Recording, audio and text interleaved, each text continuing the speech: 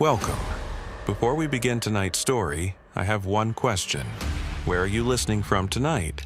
Let me know in the comments. And if you enjoy falling asleep to these calm but chilling tales, don't forget to subscribe and turn on notifications. Now, close your eyes and let the forest take you.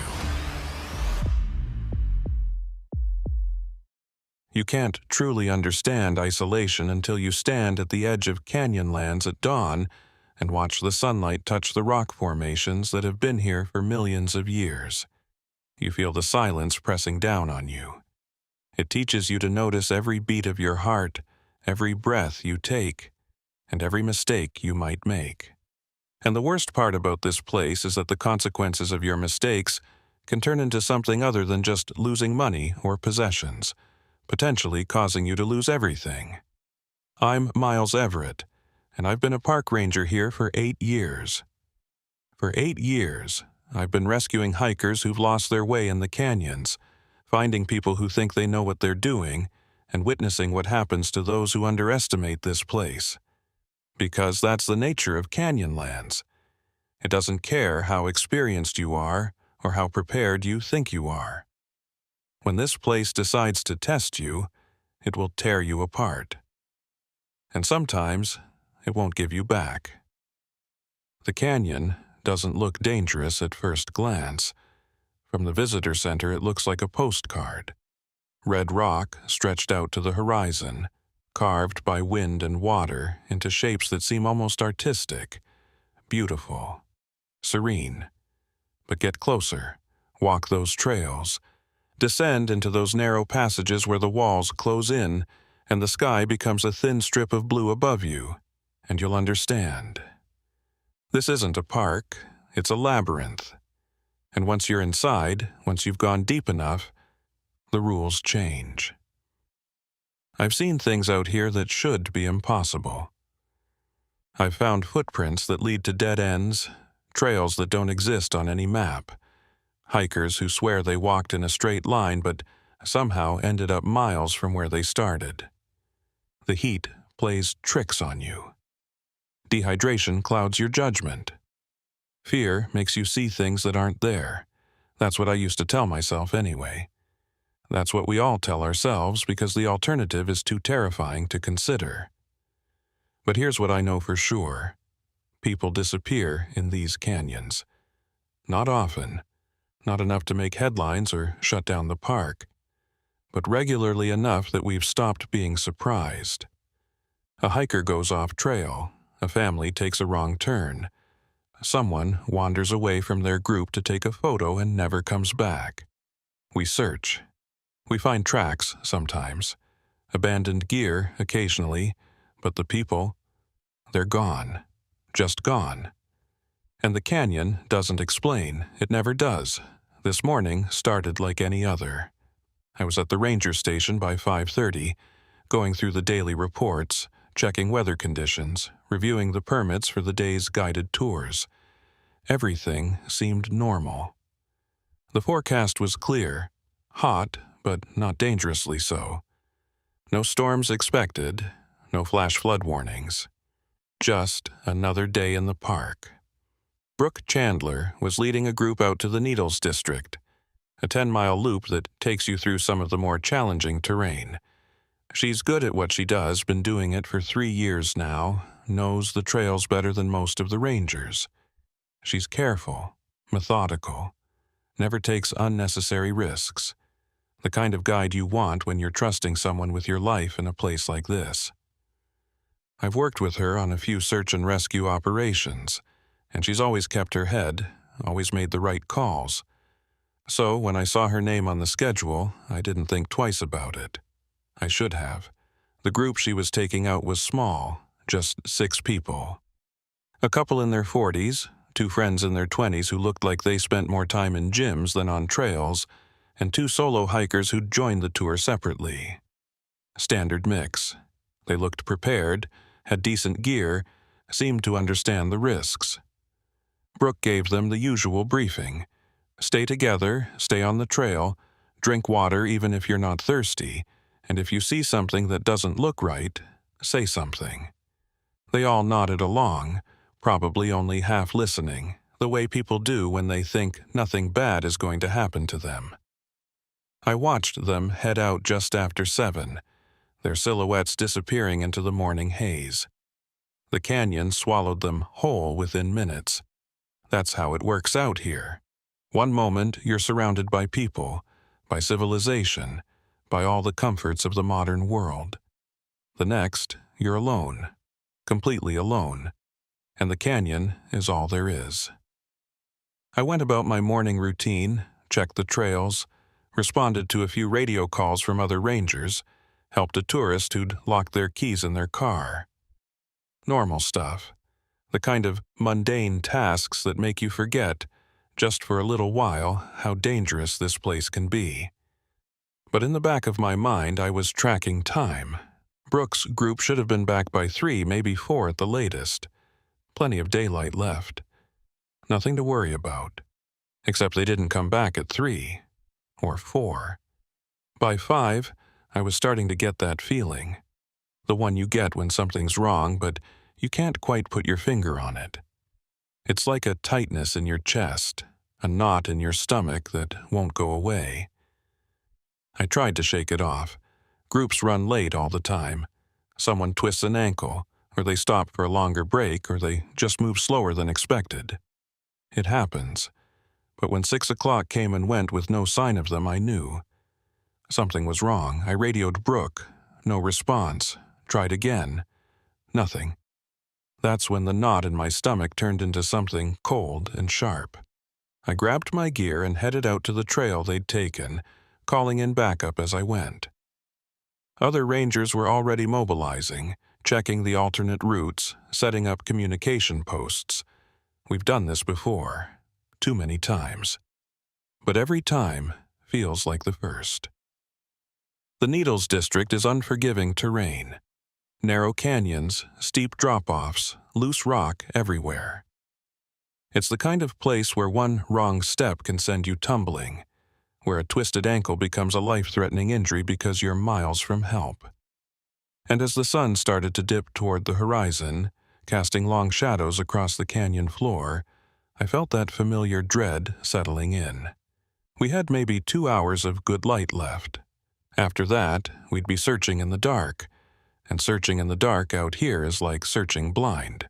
I moved fast, faster than I probably should have. But time was everything now. The trail was easy to follow at first, packed dirt, clear markers, footprints everywhere from the dozens of hikers who'd passed through over the past few days.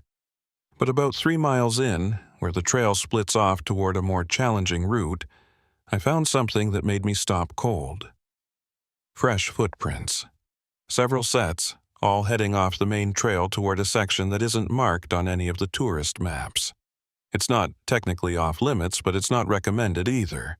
The terrain gets rougher, the markers get sparse, and it's easy to get turned around. Brooke would know this. She wouldn't take her group that way unless she had a damn good reason. I followed the prints, my radio crackling with updates from the other search teams. No sign of them on the main trail, no sign at any of the usual rest points. They'd gone off route. Why? What had they seen? What had made Brooke, who never deviates from protocol, take her group into unsecured territory? The sun was lower now, painting everything in shades of orange and red. Beautiful and terrifying all at once. I pushed deeper into the canyon, following those footprints, and that's when I saw it. A piece of fabric caught on a juniper bush. Blue. The same color as the shirt one of the hikers had been wearing. I grabbed it, examined it, torn, fresh. This was recent. My heart was pounding now, adrenaline sharpening every sense. I called out, my voice echoing off the canyon walls. "Brooke, can you hear me?" Nothing, just the wind whistling through the rocks, carrying my voice away into the emptiness. I tried again. "Anyone, if you can hear me, make some noise." And then I heard it. Faint, distant, but unmistakable. A voice, someone calling for help. I ran toward the sound, scrambling over loose rock, nearly losing my footing twice. The canyon was getting narrower here, the walls closing in, the sky reduced to a thin crack above me. This was Slot Canyon territory, dangerous even in the best conditions, deadly if you got caught in a flash flood or couldn't find your way out. I turned a corner and saw them. Or rather, I saw most of them. Brooke and 5 of the hikers huddled together in a small clearing surrounded by towering rock walls. They looked exhausted, scared but alive. Relief flooded through me, but only for a moment. Because as I got closer, I realized something was very, very wrong. "Where's the 6th?" I asked, scanning their faces. The couple, the 2 gym rats, 1 solo hiker. Someone was missing. "Where's the other solo hiker, the guy in the gray shirt?" Brooke's face was pale, streaked with dust and sweat. Her hands were shaking. "He's gone," she said, her voice barely above a whisper.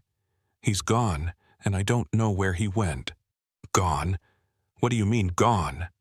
I knelt beside her, trying to keep my voice calm even though my mind was racing. "When did you last see him?" "About 2 hours ago." She was struggling to get the words out, her breath coming in short, sharp bursts. "We were hiking, everything was fine, and then we heard something, like voices. But not voices. I don't know how to explain it. It sounded like someone calling for help, but it was coming from off the trail. He said he was going to check it out just for a minute. I told him not to. I told him to stay with the group, but he didn't listen. He went around that corner." She pointed toward a narrow passage between 2 rock walls, and he just didn't come back. I looked at the passage. It was tight, maybe 2 feet wide at most, and it twisted out of sight after about 10 feet. Beyond that, I had no idea where it led. Could be a dead end. Could open up into another canyon. Could lead to a sheer drop. There was no way to know without going in. "Did you go after him?" I asked. She shook her head. "I tried. I got about halfway in, and then she hesitated, like she didn't want to say what came next. I heard something. Something that didn't sound right, and I got scared. I came back and radioed for help, but the signal's been cutting in and out." I stood up, looking at the narrow passage, then back at the group. They were all staring at me with that same look. The look people get when they realize they're in over their heads, when they understand that the rules they thought applied don't apply anymore. One of the gym guys was hyperventilating. The couple was holding each other. The remaining solo hiker was just staring at the ground, rocking back and forth slightly. "Okay," I said, trying to project confidence I didn't entirely feel. "Here's what we're going to do. I'm going to go in there and find him. You're all going to stay here with Brooke. Do not wander off. Do not go anywhere. I'll be back as soon as I can." "Miles, wait." Brooke grabbed my arm. "Be careful. There's something wrong with this place. I don't know what it is, but something's not right." I wanted to tell her she was just spooked, that the heat and the stress were getting to her, but I couldn't. Because I felt it too. That same wrongness I'd felt earlier, amplified now, pressing down on me like a physical weight. The canyon was too quiet, the air was too still, and that passage, it looked wrong somehow, like it was darker than it should be, like the shadows were too deep. But I didn't have a choice. Someone was missing, possibly injured, possibly worse. I had to go in. I squeezed through the narrow opening, my shoulders brushing against both walls. It was cooler in here, the rock blocking out the last rays of sunlight. My flashlight beam cut through the darkness, illuminating rough stone walls that seemed to close in even further as I moved forward. The passage twisted sharply to the left, then to the right, and suddenly it opened up into a small chamber. And that's where I saw them. The footprints.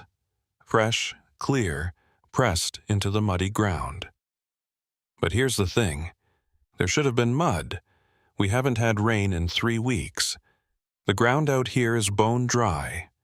So where did the mud come from? I crouched down, examining the prints more closely.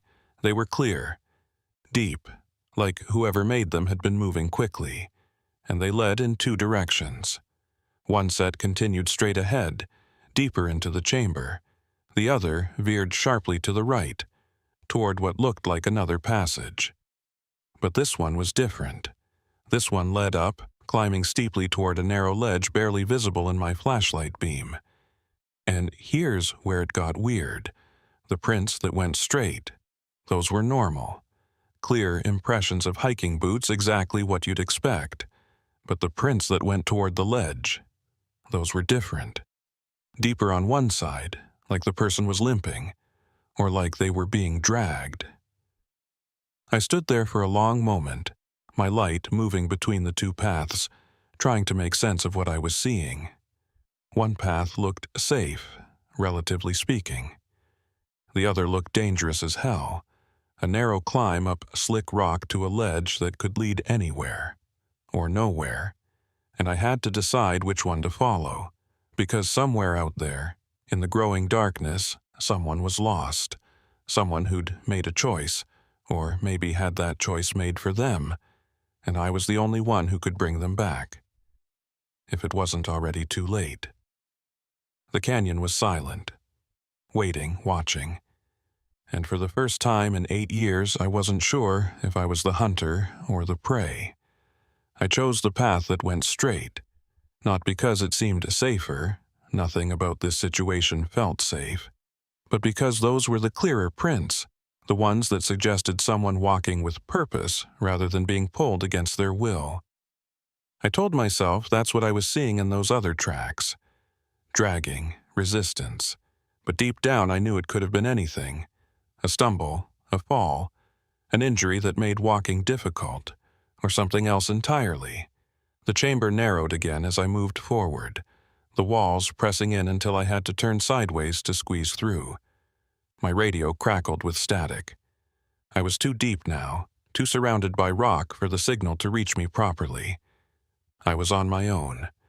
The realization should have scared me more than it did, but I'd been in tight spots before. This was just another search and rescue. Find the missing hiker, get him out, bring everyone home safe. That's the job. That's what I signed up for. Except nothing about this felt routine. The passage opened up again, and I found myself standing at the edge of what looked like a dried riverbed.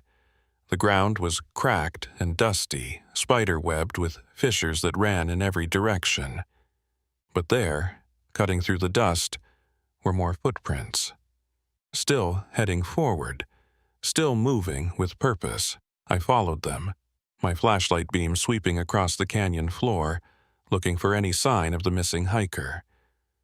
That's when I noticed something strange. The footprints weren't alone anymore. There was another set now, running parallel to the first. Smaller, barefoot from the looks of it.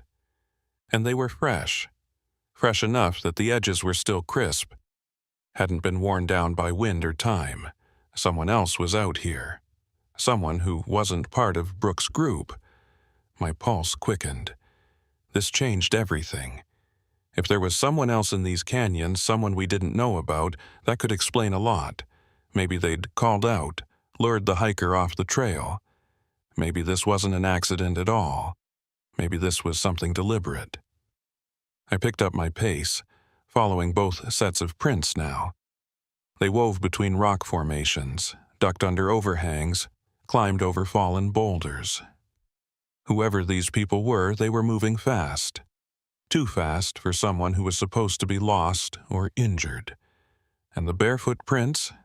They bothered me. Who the hell walks around out here barefoot? The ground is hot enough during the day to blister skin, and even now, in the fading light, it had to be uncomfortable at best, dangerous at worst, unless they knew something I didn't. Unless they'd been out here long enough that their feet had toughened up, that they'd learned to navigate this terrain in ways most people couldn't. That thought sent a chill down my spine. How long would someone have to be out here to get to that point? Weeks? Months? And if they'd been here that long, why hadn't anyone reported them missing? The canyon opened up into a wider area, and suddenly I could see the sky again, deep purple now, the last traces of daylight bleeding out. Stars were starting to appear, pinpricks of light against the gathering darkness. I had maybe 20 minutes of usable light left, and then I'd be relying entirely on my flashlight. Not ideal, but I'd worked in worse conditions. The footprints led toward a cluster of boulders stacked up against the canyon wall like giants' building blocks. They disappeared behind the rocks, and I hesitated, every instinct screaming at me to be careful. This was the kind of place where people could hide, where someone could be waiting. I loosened my radio from my belt, even though I knew it wouldn't do me much good down here, and moved forward slowly, keeping my back to the wall. "Hello?" I called out, my voice echoing off the rocks. "This is Park Ranger Miles Everett. If anyone's there, I need you to identify yourself." Silence. Just the wind moving through the canyon, carrying with it the smell of dust and stone. I edged closer to the boulders, my flashlight raised, ready for anything. And then I saw him. He was sitting on the ground, his back against one of the larger rocks, his head tilted back like he was staring up at the stars. The missing hiker. Gray shirt, hiking boots, a day pack still strapped to his shoulders. He looked uninjured from what I could see, but something was off. He wasn't moving, wasn't responding to my calls, just sitting there, perfectly still. "Hey!" I rushed forward, dropping to my knees beside him. "Can you hear me? Are you hurt?" No response. His eyes were open, staring up at nothing, and his breathing was slow and steady. He wasn't unconscious. He was awake, alert even, but it was like he couldn't hear me, like he was somewhere else entirely, lost in his own head. I checked him over quickly. No obvious injuries, no blood. His pulse was strong, his breathing normal. Physically, he seemed fine. But mentally, something was very, very wrong. "What happened?" I asked, even though I didn't expect an answer. "What did you see out here?" His lips moved, forming words I couldn't quite hear. I leaned closer, straining to make out what he was saying, and then I caught it. Just 2 words, repeated over and over in a whisper so faint I almost missed it. "They're waiting." The hair on the back of my neck stood up. "Who's waiting? What are you talking about?" But he didn't elaborate, just kept whispering those same 2 words, his eyes never leaving the sky. "They're waiting. They're waiting. They're waiting." I grabbed my radio, tried to call it in, but all I got was static. We were too deep, too isolated. I'd have to get him out of here myself, back to where the signal could reach, back to where Brooke and the others were waiting. I could worry about what he meant later, once we were all safe. I hauled him to his feet. He came willingly enough, though his movements were sluggish, mechanical, and started guiding him back the way I'd come. He walked without resistance, but also without any real awareness of where he was going. It was like leading a sleepwalker. Every few steps, he'd whisper those words again. "They're waiting." We made it back to the narrow passage, and I had to practically push him through, guiding his feet, making sure he didn't trip or get wedged in the tight space. My flashlight beam danced across the walls, throwing strange shadows that seemed to move on their own. I told myself it was just the angle of the light, just my exhausted mind playing tricks, but I couldn't shake the feeling that we weren't alone, that something was watching us from the darkness.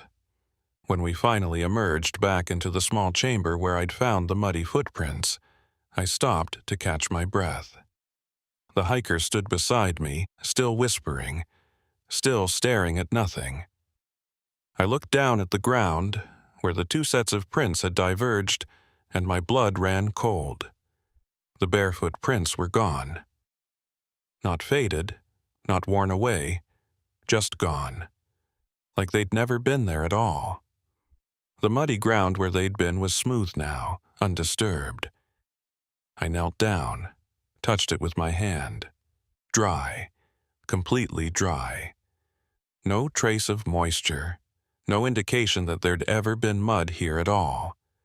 That wasn't possible. I'd seen those prints. I'd followed them. They'd been as clear as day, pressed deep into the wet ground. And now they were just gone? I stood up quickly, my heart pounding. This place was messing with my head. Had to be. The stress, the darkness, the exhaustion, it was all catching up with me. I'd imagined the barefoot prints. Had to have. There was no other explanation that made sense. But then why was the ground dry? "Come on," I said, more to myself than to the hiker. "We need to get out of here." We moved through the twisting passage, back toward where I'd left Brooke and the others. The hiker followed docilely, still whispering his mantra, and I tried not to think about what it meant. Tried not to think about the missing prints or the dry ground or the feeling that something was very wrong with this entire situation. When we finally emerged into the clearing where I'd left the group, relief flooded through me.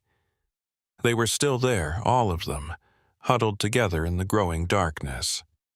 Brooke jumped to her feet when she saw us, her face a mixture of relief and fear. "You found him. Is he okay?" She rushed over, looking the hiker up and down. "What happened? Is he hurt?"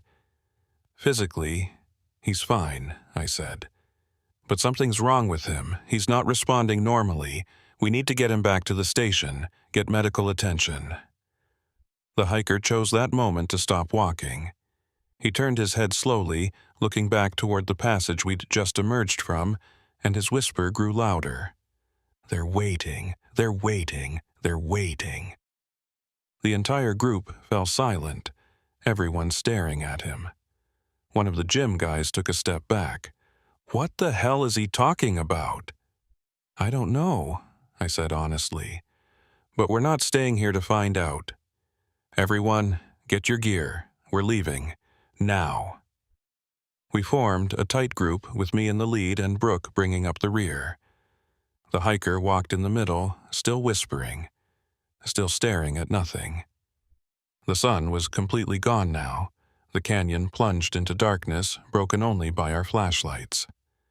The trail back was going to be treacherous, but staying here wasn't an option. We'd been walking for maybe 10 minutes when the hiker suddenly stopped. He turned his head, looking off to our left, toward a section of the canyon that wasn't on any trail. And for the first time since I'd found him, he spoke in a clear, strong voice. "She's calling." Everyone froze. Brooke moved closer to me, her voice low. "Miles, we need to move. Now." "Who's calling?"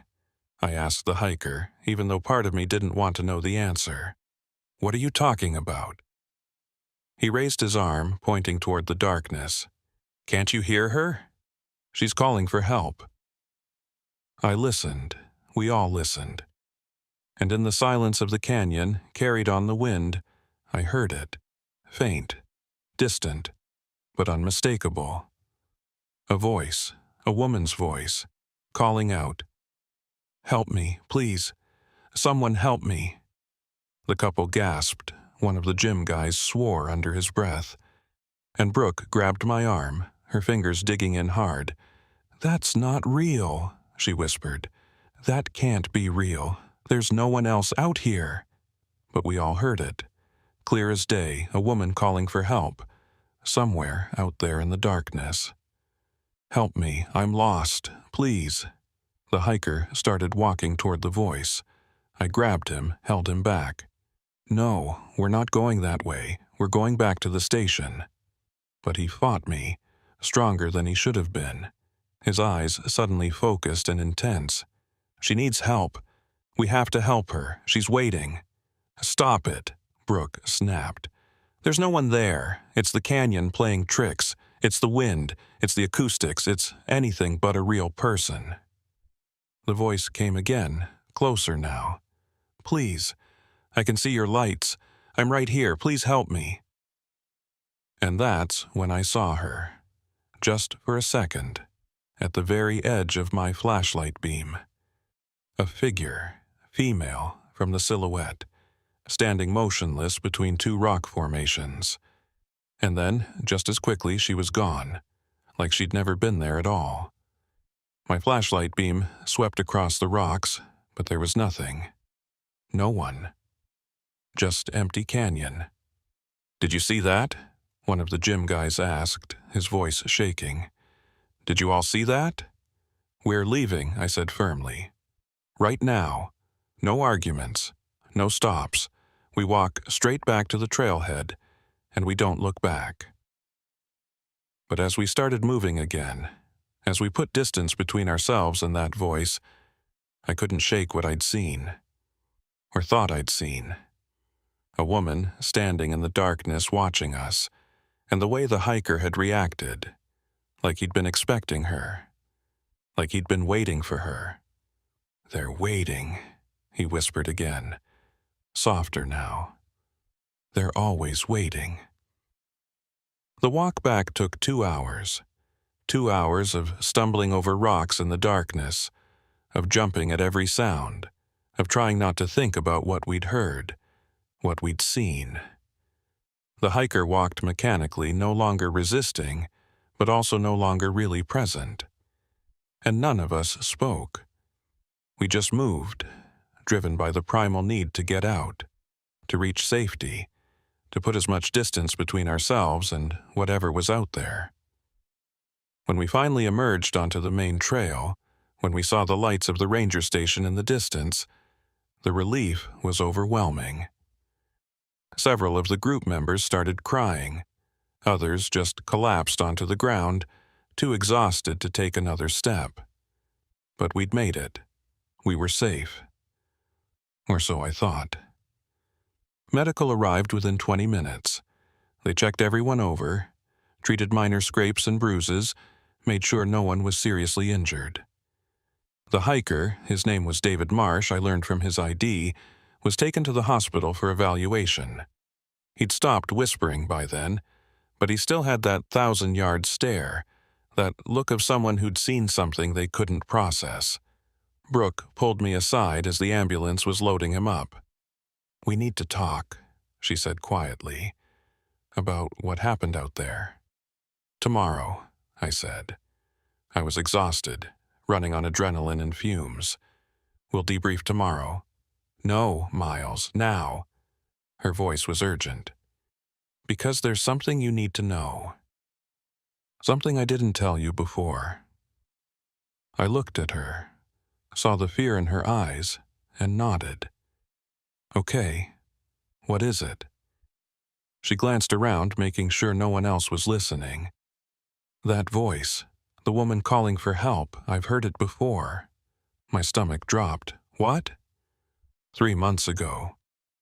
I was leading a different group through that same area. We heard the same voice, the same calls for help. One of my hikers wanted to go investigate, but I stopped them. I told them it was just the wind, just acoustics, and we left. "Why didn't you report it?" "Because I thought I was going crazy.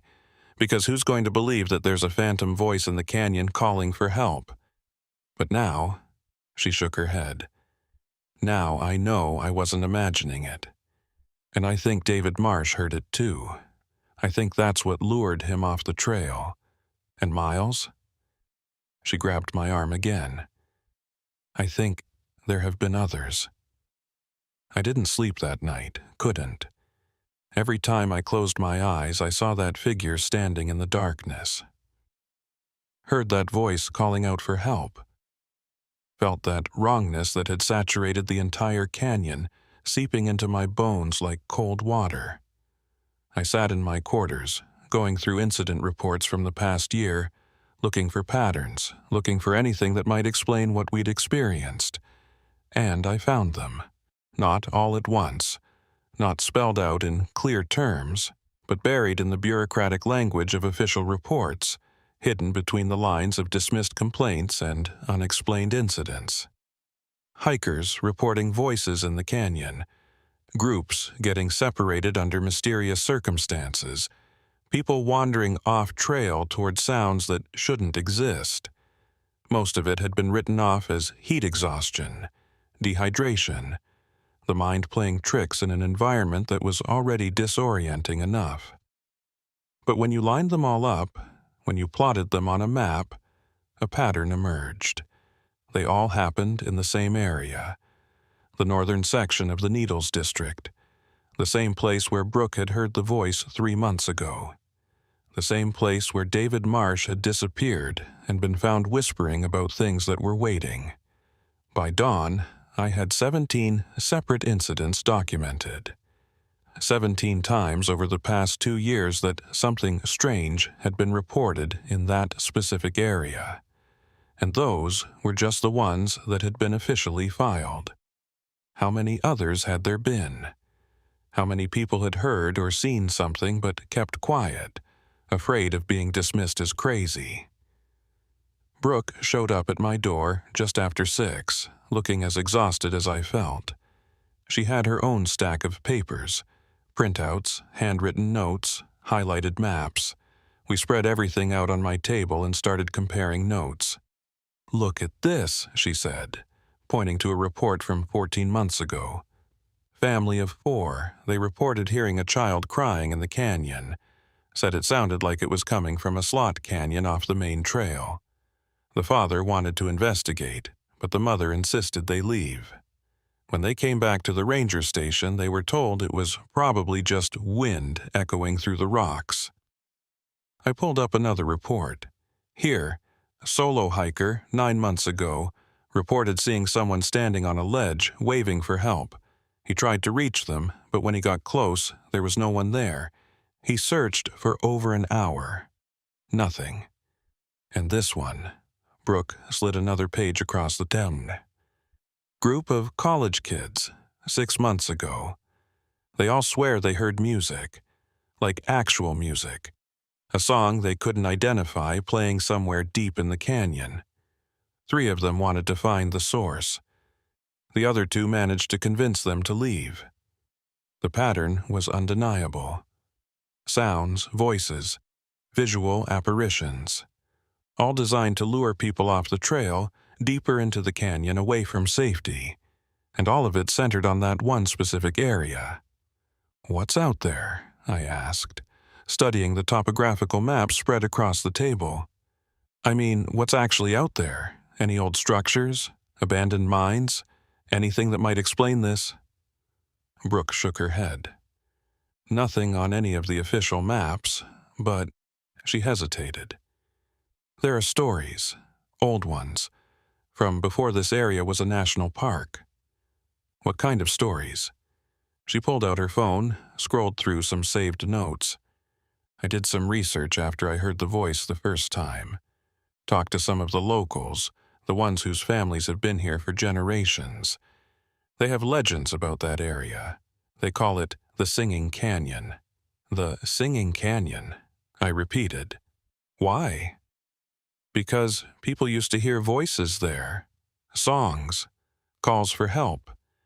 It goes back decades, maybe longer. The native tribes that lived here before white settlers arrived had stories about it too. They considered that area sacred but also dangerous. They said it was a thin place." "A thin place?" "A place where the boundary between worlds is permeable, where things from the other side can reach through." She saw my expression and held up her hand. "I know how it sounds. Believe me, I know. But after what we saw last night, can you really dismiss it?"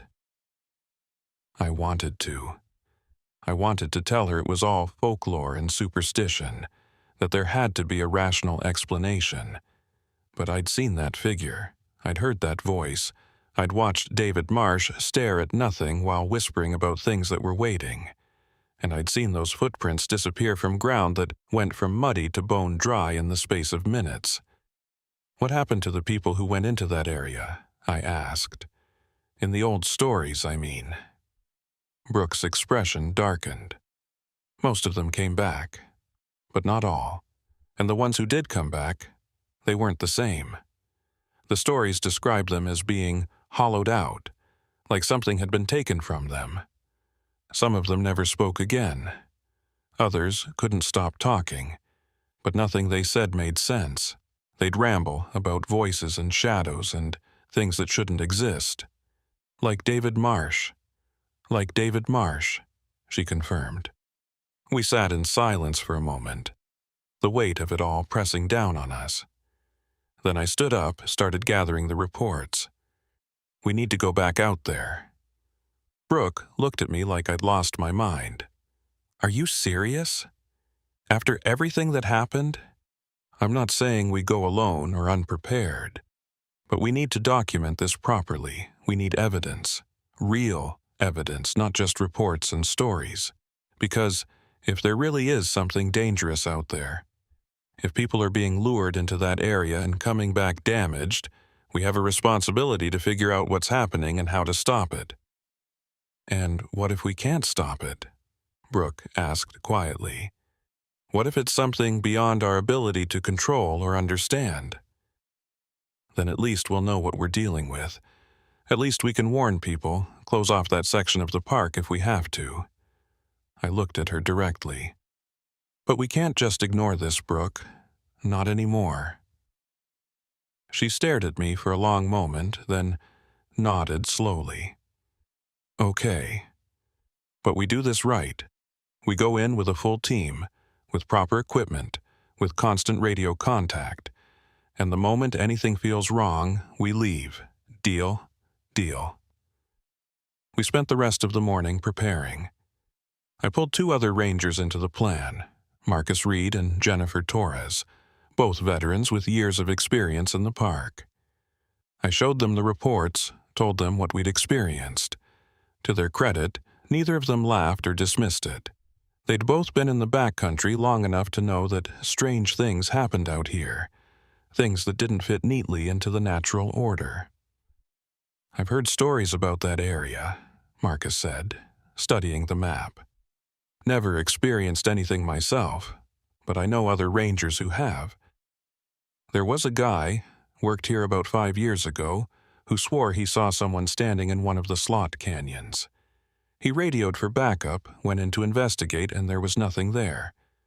But he said he could feel something, like he was being watched. What happened to him? I asked. Transferred out 6 months later. Said the place got under his skin, couldn't shake the feeling that something was wrong. Jennifer leaned over the map, tracing the area with her finger. If we're going out there, we need to be smart about it. No splitting up, no investigating every weird sound or sight. We document what we see, we stay together, and if anyone feels like they're being compelled to go somewhere or do something, they speak up immediately. Agreed, I said. We're not trying to be heroes here. We're trying to gather information. We set out at noon, when the sun was high and the shadows were at their shortest. Psychological advantage, maybe, but I'd take whatever edge I could get. The 4 of us moved as a unit, maintaining visual contact at all times. We each had GPS trackers, fully charged radios, enough water and supplies for a full day if we needed it. We were as prepared as we could be. The hike to the northern section of the Needles district took about 2 hours. The trail was familiar, well-marked, and relatively easy. But the closer we got to the area where Brooke's group had encountered trouble, the more the atmosphere changed.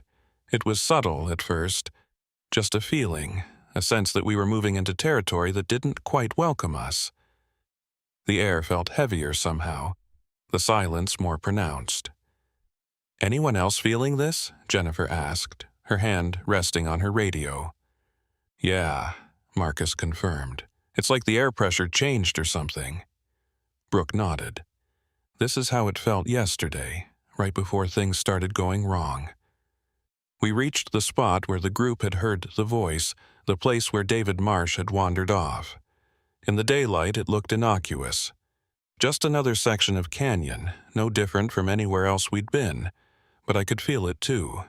That wrongness, that sense of being watched. "Let's start documenting," I said, pulling out my camera. "Take photos, notes, record anything unusual, even if it seems insignificant." We spread out slightly, staying within sight of each other, examining the area.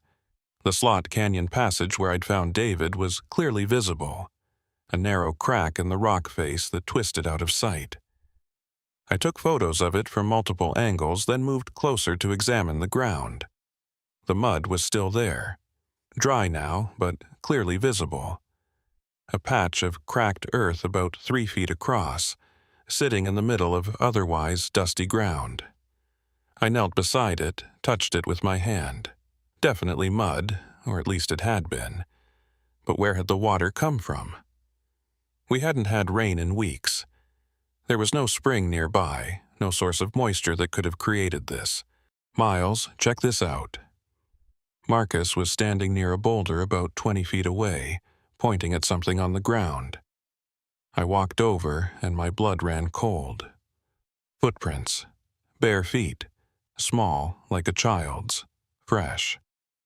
"These weren't here yesterday," I said, even though I wasn't entirely sure that was true. I hadn't examined this particular area the previous evening. But they looked fresh, the edges still crisp, the impressions deep. "There's more over here," Jennifer called out. She was near the canyon wall, crouched beside another set of prints. These ones were different, larger, but still bare. And they seemed to be heading toward a narrow crevice in the rock, barely wide enough for a person to fit through. "Is that on any of the maps?" Brooke asked, moving closer to examine the crevice. I pulled out the topographical map, studied it. "No, there's no passage marked here. So either the maps are incomplete, or this is new. Or it's not always here," Marcus said quietly. We all looked at him. He shrugged. "I know how that sounds. But we're already dealing with impossible mud and phantom voices. Why not impossible passages?" He had a point. I approached the crevice slowly, shining my flashlight into the darkness. The beam penetrated about 10 feet before hitting a turn. Beyond that, I couldn't see anything. "I'm going to take a look," I said. "Miles, I don't think—" Brooke started, but I cut her off. "I'm just going to the turn. Just far enough to see what's back there. You guys stay here, keep eyes on the entrance. If I'm not back in 5 minutes, you call it in and get out." Before anyone could argue further, I squeezed into the crevice. It was tight, tighter than the passage from yesterday, and I had to turn sideways to make progress. The rock scraped against my shoulders and chest, and for a moment I felt a spike of claustrophobia, but I pushed through, reaching the turn in about 30 seconds. I stopped, aimed my flashlight around the corner, and felt my breath catch in my throat. The passage opened up into a small chamber, maybe 10 feet across, and covering the walls, from floor to ceiling, were handprints. Hundreds of them. Small ones, large ones, all pressed into the rock like the stone had been soft when they were made. But that was impossible. This was solid sandstone, formed over millions of years. Nothing could press prints into it like that. And yet, there they were. I raised my camera, started taking photos. The flash illuminated the chamber in stark bursts of light, and with each flash I could see more details. The prints weren't random. They formed patterns, almost like they were reaching towards something in the center of the ceiling. I tilted my head back, aimed my flashlight up, and saw it. A hole, circular, perfectly smooth, about 2 feet in diameter, leading straight up into darkness. I don't know what made me do it. Maybe curiosity, maybe something else. But I reached up, grabbed the edge of the hole, and felt along its surface. It was smooth, too smooth, like it had been carved or drilled, not formed naturally. And then I heard it, faint, echoing down from above. A voice, singing, not words I recognized, not even a language I could identify, just a melody, haunting and beautiful and completely out of place in this empty chamber in the middle of the desert. I stood there frozen, my hand still gripping the edge of the hole, listening to that impossible song. "Miles!" Brooke's voice, distant but urgent, snapped me back to reality. "Miles, get out of there now!" I stumbled backward, nearly tripping over my own feet, and scrambled back through the crevice. When I emerged, Brooke grabbed my arm, her face pale. "What happened?" she demanded. "You were gone for almost 10 minutes. We were about to come in after you." 10 minutes? I checked my watch. She was right. It had felt like less than 2. "I found something. There's a chamber in there covered in handprints, and a hole in the ceiling." I heard singing coming from it. The 3 of them stared at me. "What kind of singing?" Marcus asked carefully. "I don't know, not English, maybe not even human."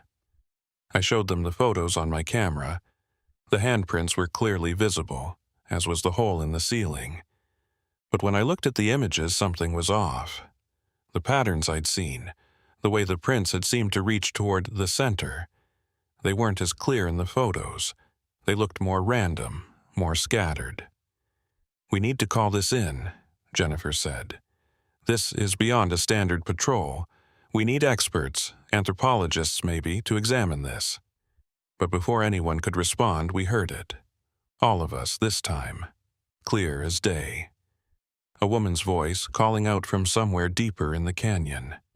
"Help me, please, I'm trapped." We all froze, looking at each other. "That's the same voice," Brooke whispered. "From last night." The voice came again. "Please, I can hear you.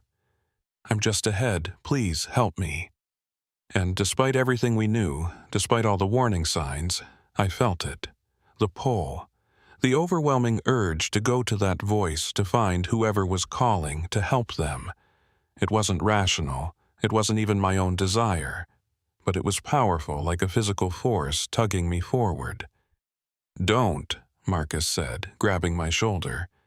"That's what it wants. That's how it gets you." "But what if there really is someone out there?" I heard myself saying. "What if we're wrong? What if someone actually needs help?" "Then why don't they come to us?" Jennifer countered. "Why are they always just ahead, always just out of sight? Think about it, Miles. Really think about it." She was right. I knew she was right. But the pull was so strong and the voice sounded so desperate, so real. I took a step toward it before I even realized I was moving. Brooke jumped in front of me, her hands on my chest. "Look at me," she said firmly. "Look at my eyes. You're being influenced. Whatever's out there, it's getting in your head. You need to fight it." I forced myself to focus on her face, on her eyes, using her as an anchor. Slowly, the pull began to fade. Not completely, I could still feel it, like a whisper in the back of my mind, but enough that I could think clearly again. "We need to leave," I said, my voice shaking slightly. "Right now, before it gets worse." We turned and started heading back toward the main trail, moving quickly but carefully. The voice followed us for a while, calling out, sounding more and more desperate. "Please, don't leave me. I'm scared, please." It took everything I had not to turn around, not to go back. And I could see the others struggling with it too. Marcus kept looking over his shoulder. Jennifer's jaw was clenched tight. Brooke walked with her eyes fixed straight ahead, refusing to acknowledge the voice at all. And then, just as suddenly as it had started, it stopped. The voice cut off mid-word, and the canyon fell silent again. We kept walking, none of us daring to speak until we were back on the main trail, back in the open where we could see the sky and feel the sun. "What the hell was that?" Marcus asked, finally breaking the silence. "What are we dealing with here?" I looked back toward the northern section of the canyon, toward that area that the old-timers called the Singing Canyon. "I don't know," I admitted.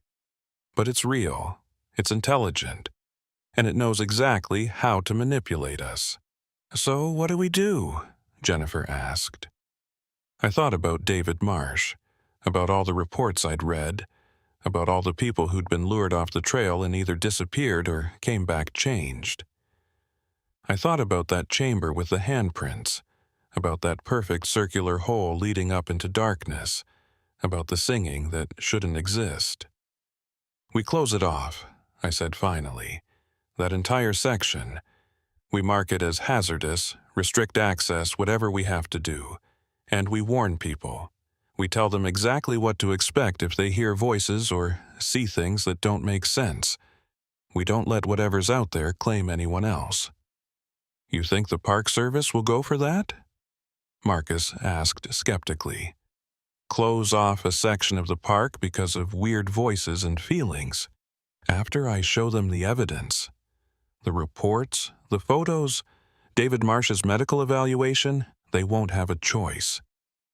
I hoped I sounded more confident than I felt. "And if they don't, I'll go public with it. I'll make enough noise that they have to take it seriously." We made it back to the ranger station just as the sun was starting its descent. I went immediately to my office, started compiling everything we had, the reports, the photos, the testimonies. I worked through the evening, through the night, fueled by coffee and determination. By morning, I had a report that was impossible to ignore, and I was ready to fight for it. Because whatever was out there in the Singing Canyon, it wasn't going to stop on its own. It was patient, it was persistent, and it had been there long before we arrived. But now we knew, and knowing was the first step to protecting people from it. Or so I thought. The Park Service didn't want to hear it.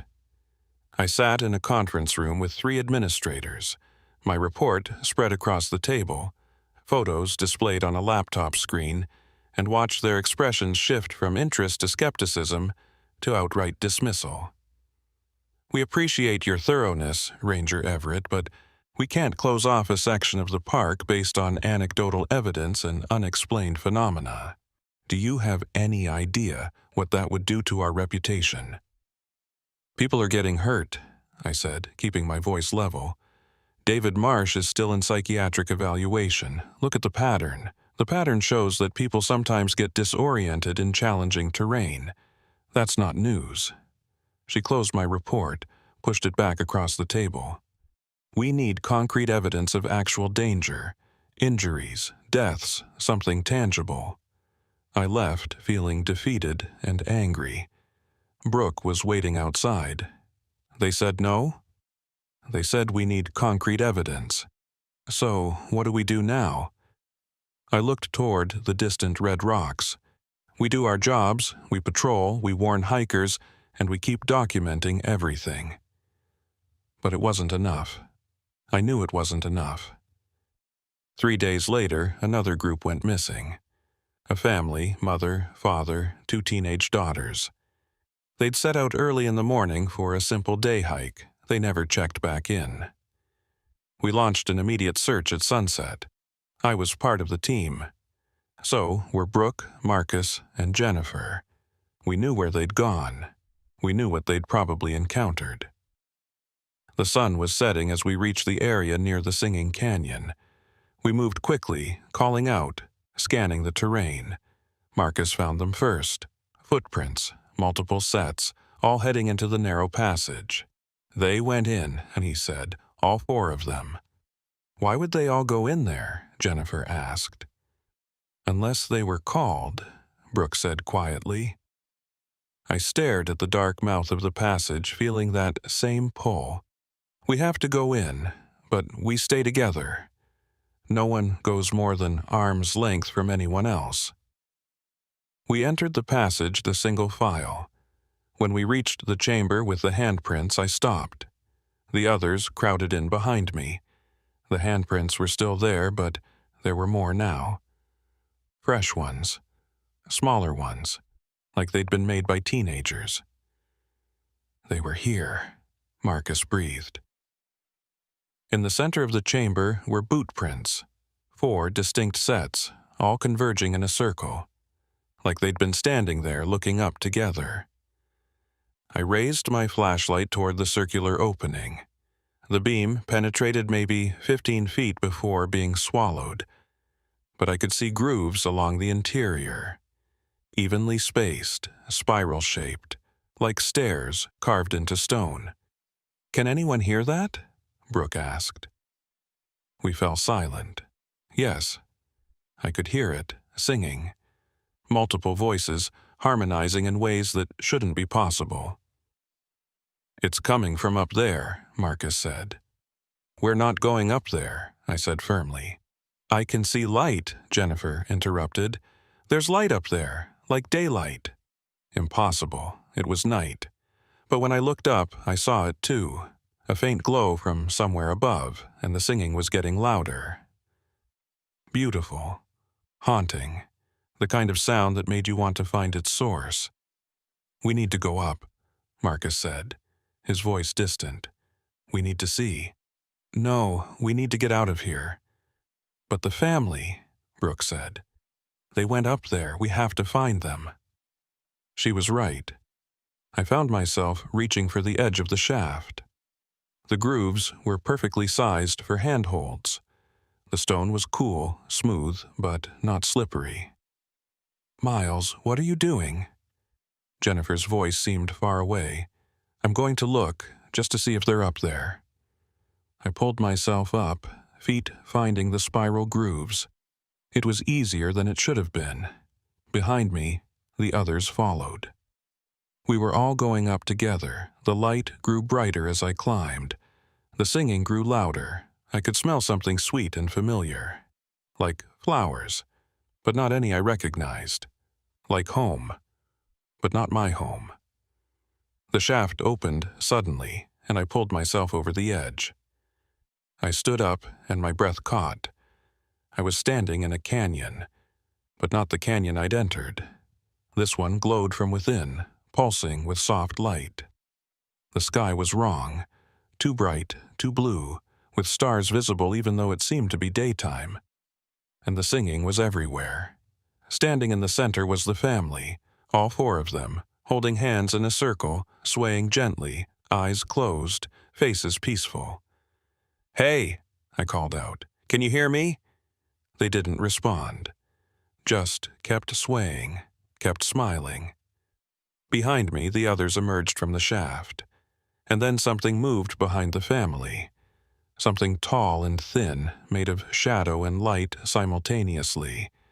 It had no clear shape, but I knew it was looking at me. Then it spoke directly into my mind. "You came back." "I don't. What do you mean? I've never been here before." "Haven't you? Look at your hands." I looked down. My hands were covered in red clay, and there on my palms were handprints. Small ones, pressed there by something else. They all come back, eventually. Everyone who hears the singing, the call is patient. It can wait years, decades. They always return. What are you? I am what remains when everything else is gone. I am the echo of voices long silenced. I am what fills empty spaces, and this canyon has been empty for so long. The shadow moved closer. Behind me, I heard Brooke crying, heard Marcus praying, heard Jennifer's radio crackling with desperate static. You can join them, stay here, where nothing hurts and nothing ends. Where the singing never stops. Or you can leave. But if you leave, you'll always hear it. Always feel the pull. Always know this place is waiting. I looked at the family. They looked happy, content, and part of me wanted to join them, wanted to close my eyes and let the singing wash over me forever. But another part, The part that had spent 20 years helping people knew this was wrong. This wasn't peace. This was predation. This thing was collecting people. "No," I said. "We're leaving, all of us, including them." The shadow grew larger, darker. "You don't have the strength. They don't want to leave. I don't care. They're being influenced, and I'm getting them out." I walked forward, pushed through the shadow thing. It felt like walking through cold water. I reached the mother, grabbed her arm, shook her gently. "Ma'am, you need to come with me. Your family needs you." Her eyes opened slowly, glassy, unfocused, but somewhere in their depths I saw recognition, saw fear. "I don't want to leave," she whispered. "It's so beautiful here. I know, but it's not real, and your daughters need you in the real world." That reached her. She blinked, looked at her daughters. "My daughters? Where am I?" "Somewhere you shouldn't be. Come on." I pulled her from the circle. The singing grew louder, more insistent. But she was fighting it now. The father was next, then the two girls. Brooke, Marcus, and Jennifer helped, forming a chain of human contact that kept us anchored to reality. The shadow thing watched. Its voice whispered promises. "You'll be back. The singing doesn't stop. It never stops." "Move!" I shouted. "Back to the shaft, now!" We ran toward the circular opening. But as we ran, the distance us stretched. 30 yards became 50. 50 became 100. We were running hard, but the opening was getting farther away. "It's not going to let us leave," Marcus gasped. "Yes, it is," I said.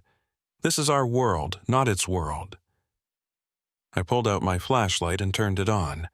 The beam cut through the ethereal light like a knife. I aimed it at the shadow thing, and it recoiled. "Light!" I yelled. "Everyone, turn on your lights." 4 more beams joined mine, and suddenly the shaft was closer. Right there. We stumbled toward it and scrambled down the spiral grooves. The singing followed us. So did that voice. "You'll be back." The canyon is patient. We tumbled out of the chamber, through the passage and back into the real canyon. The real sky. The real stars. The night air hit us like a slap. We collapsed, gasping, checking that we were all still there. The family was confused, but unharmed. They couldn't remember much, just hearing a beautiful sound and following it, wanting to be closer to it, wanting to never leave. I filed my report that night. Every detail, every impossible thing. I included testimonies from all 4 rangers, from the family members, from David Marsh, whose story now made perfect sense. The Park Service couldn't ignore it this time. Too many witnesses.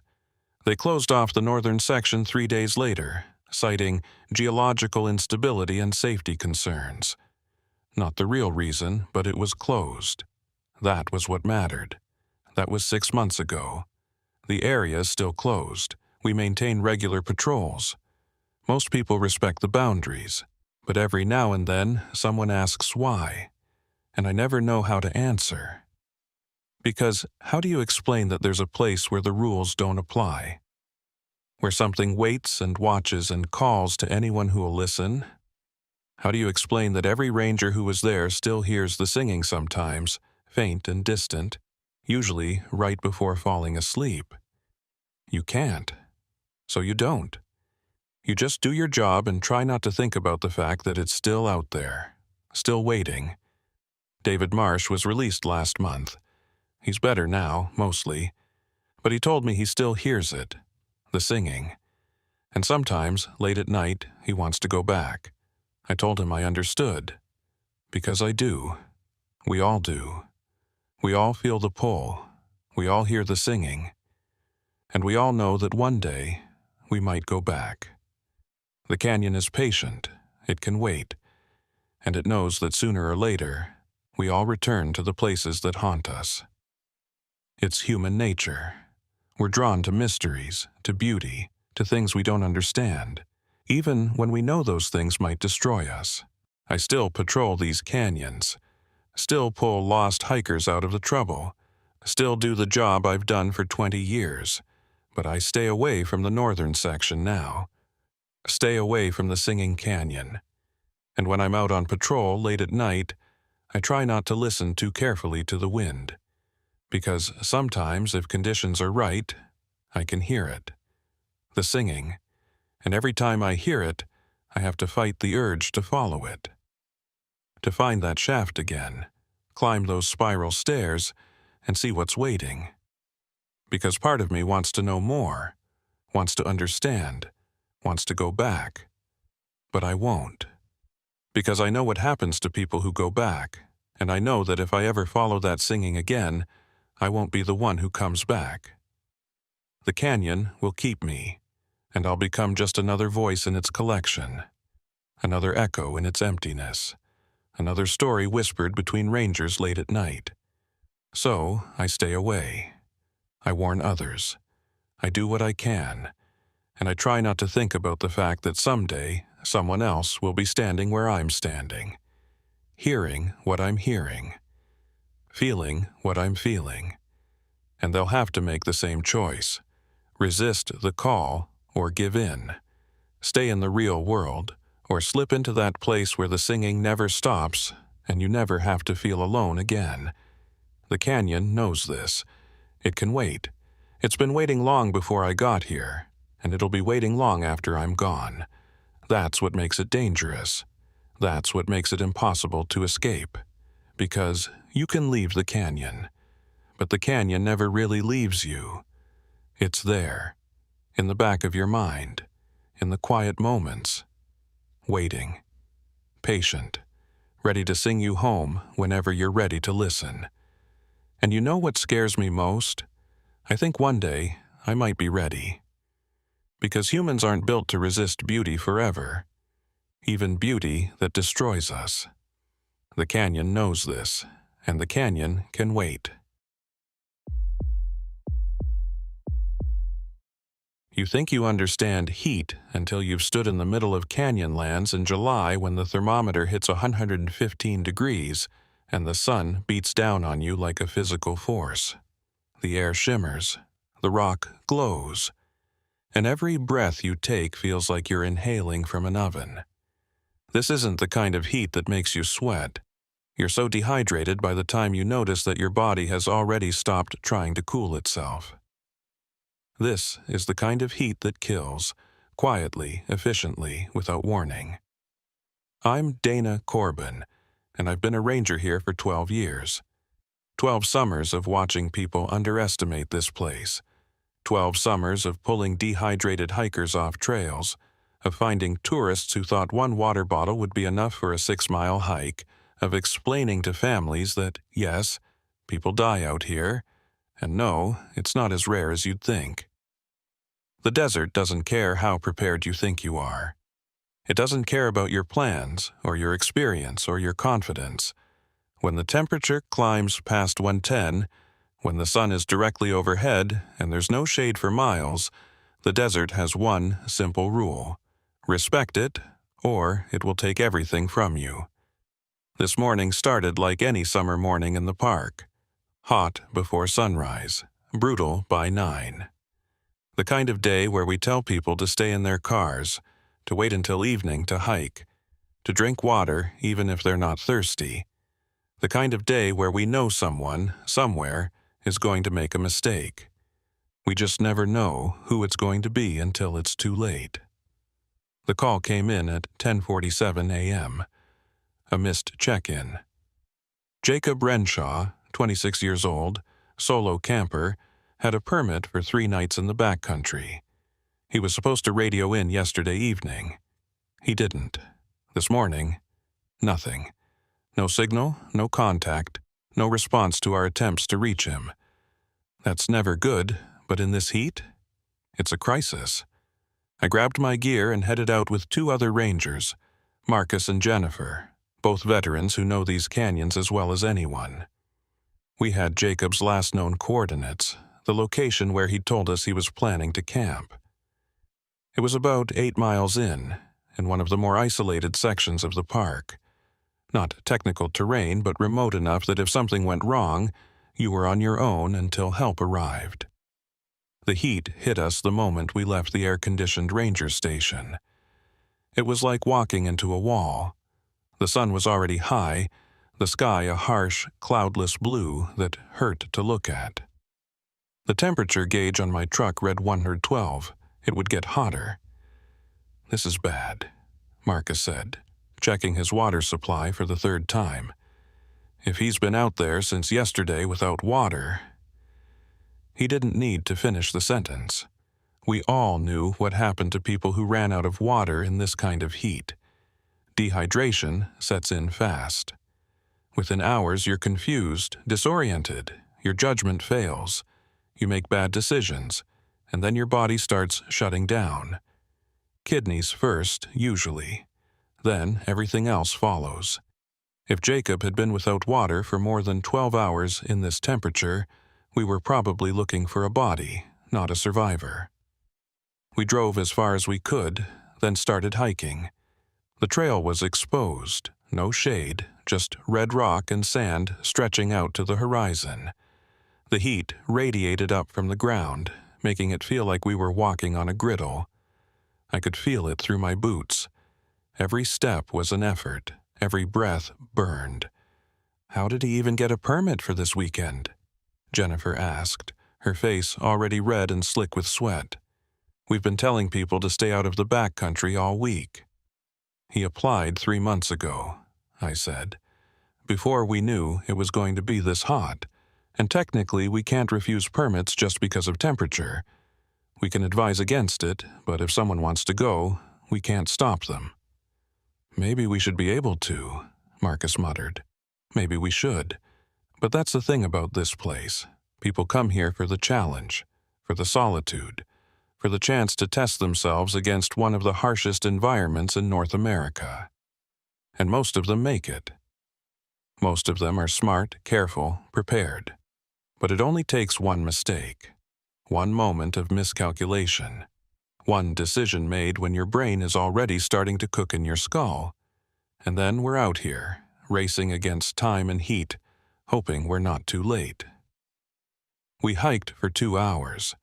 My GPS showed we were getting close to Jacob's planned campsite. The canyon walls rose up around us, red and ancient and utterly indifferent to our presence. This was the thing people didn't understand about the desert. It wasn't hostile. It was just indifferent. It didn't want to kill you. It just didn't care if you lived or died. "There," Jennifer pointed ahead. "Is that a tent?" I raised my binoculars. Yes, a small green tent, set up in a relatively flat area between 2 rock formations. It looked intact, properly staked, but there was no movement around it. No sign of Jacob. We approached carefully. The tent was closed, the flaps zipped shut. I called out, "Jacob Renshaw, this is the Park Service. Can you hear me?" Nothing. Just the sound of wind moving through the canyon, hot and dry and endless. I moved to the tent, unzipped it slowly. Empty. Sleeping bag neatly rolled up, backpack in the corner. But no Jacob. I checked his gear, everything seemed to be there. His clothes, his food supplies, his camping equipment. But his water bottles were lined up outside the tent. All 4 of them. And they were empty, completely empty. "He ran out of water," I said, showing the bottles to Marcus and Jennifer. "All 4, that's 8 liters, gone." "When did he fill them last?" Marcus asked. I checked the campsite more thoroughly. No water source nearby. We were miles from the nearest reliable spring. If Jacob had planned to camp here for 3 days, 8 liters wouldn't have been enough. Not in this heat. You need at least 3 liters per day, more if you're hiking. He should have had at least 12 liters, maybe 15 to be safe. 8 was cutting it dangerously thin. "He miscalculated," Jennifer said, stating the obvious. thought he had enough and didn't. But that didn't make sense. Jacob's permit application had been thorough. He'd listed his experience, his gear, his preparation. This wasn't some rookie who didn't know better. This was someone who should have known exactly how much water he needed. So why didn't he bring more? I went back to his backpack, pulled out his map. It was marked up, planned routes highlighted, water sources circled. And there, about 2 miles west of his camp, he'd circled a spring. Bitter Spring, according to the map. A reliable water source, or at least it used to be. Had he been planning to refill there? I think he was counting on Bitter Spring, I said, showing the others his map. He was going to refill there instead of carrying all his water from the start. Marcus pulled out his own map, cross-referenced it. Bitter Spring dried up 3 years ago. We sent out notifications, updated all the maps we distribute. Did he have an old map? I checked the date on Jacob's map. 5 years old, outdated, unreliable, and potentially lethal. He didn't know it was dry, I said. He ran out of water here, then went to Bitter Spring to refill. When he found it dry, he would have panicked, Jennifer finished. He's probably heading back toward the main trail now, trying to find water, or help, or both. That made sense. It was what most people would do in that situation. But it was also the worst possible decision. In this heat, in his condition, moving would only make things worse. The smart thing to do would be to stay in the shade, conserve energy, wait for someone to find you. But when you're dehydrated, when your brain is starting to shut down, you don't think clearly, you just react. And then I saw it, a piece of paper, partially buried in the sand near the tent. I pulled it out carefully. It was a note, handwritten. The paper already yellowed and brittle from the heat. The writing was shaky, barely legible. Yol bitti. The words didn't make sense. I stared at them, trying to understand. Turkish, maybe? But why would Jacob, an American from Colorado according to his permit, write a note in Turkish? And what did it mean? What language is that? Marcus asked, looking over my shoulder. I think it's Turkish. It means, the road is finished, or the road has ended. Something like that. I'm not sure. Why would he write this? Maybe he wasn't thinking clearly, Jennifer suggested. Dehydration causes confusion. He might have been hallucinating, mixing up languages, writing whatever came into his head. That was possible. Severe dehydration could cause all kinds of cognitive problems. But something about this note bothered me. The handwriting, despite being shaky, was deliberate. This wasn't random scribbling. This was intentional. Jacob had written this message for a reason, even if we couldn't understand what that reason was. I took a photo of the note with my phone, then carefully placed it in an evidence bag. We'd figure out what it meant later. Right now, we needed to find Jacob. His phone, I said suddenly. Did we find his phone? We searched the tent again, more thoroughly this time. And there it was, in the front pocket of his backpack. Except it wasn't really a phone anymore. It was a melted piece of plastic and metal, warped and destroyed, like it had been left on a hot stove. The screen was cracked and bubbled. The case melted into an unrecognizable shape. What the hell happened to this? Marcus held it up to the light. Phones don't just melt, even in this heat. They do if you leave them in direct sunlight, I said. The inside of a tent can get up to 140, 150 degrees. If he left his phone in here, in the sun, it would absolutely melt. But why would he do that? Why would an experienced camper leave his only communication device in a place where it would be destroyed? Unless he wasn't thinking clearly. Unless the dehydration had already set in, and his judgment was already compromised. Unless he'd made one small mistake that cascaded into a series of larger ones. We photographed everything, documented the scene. Then we made a decision.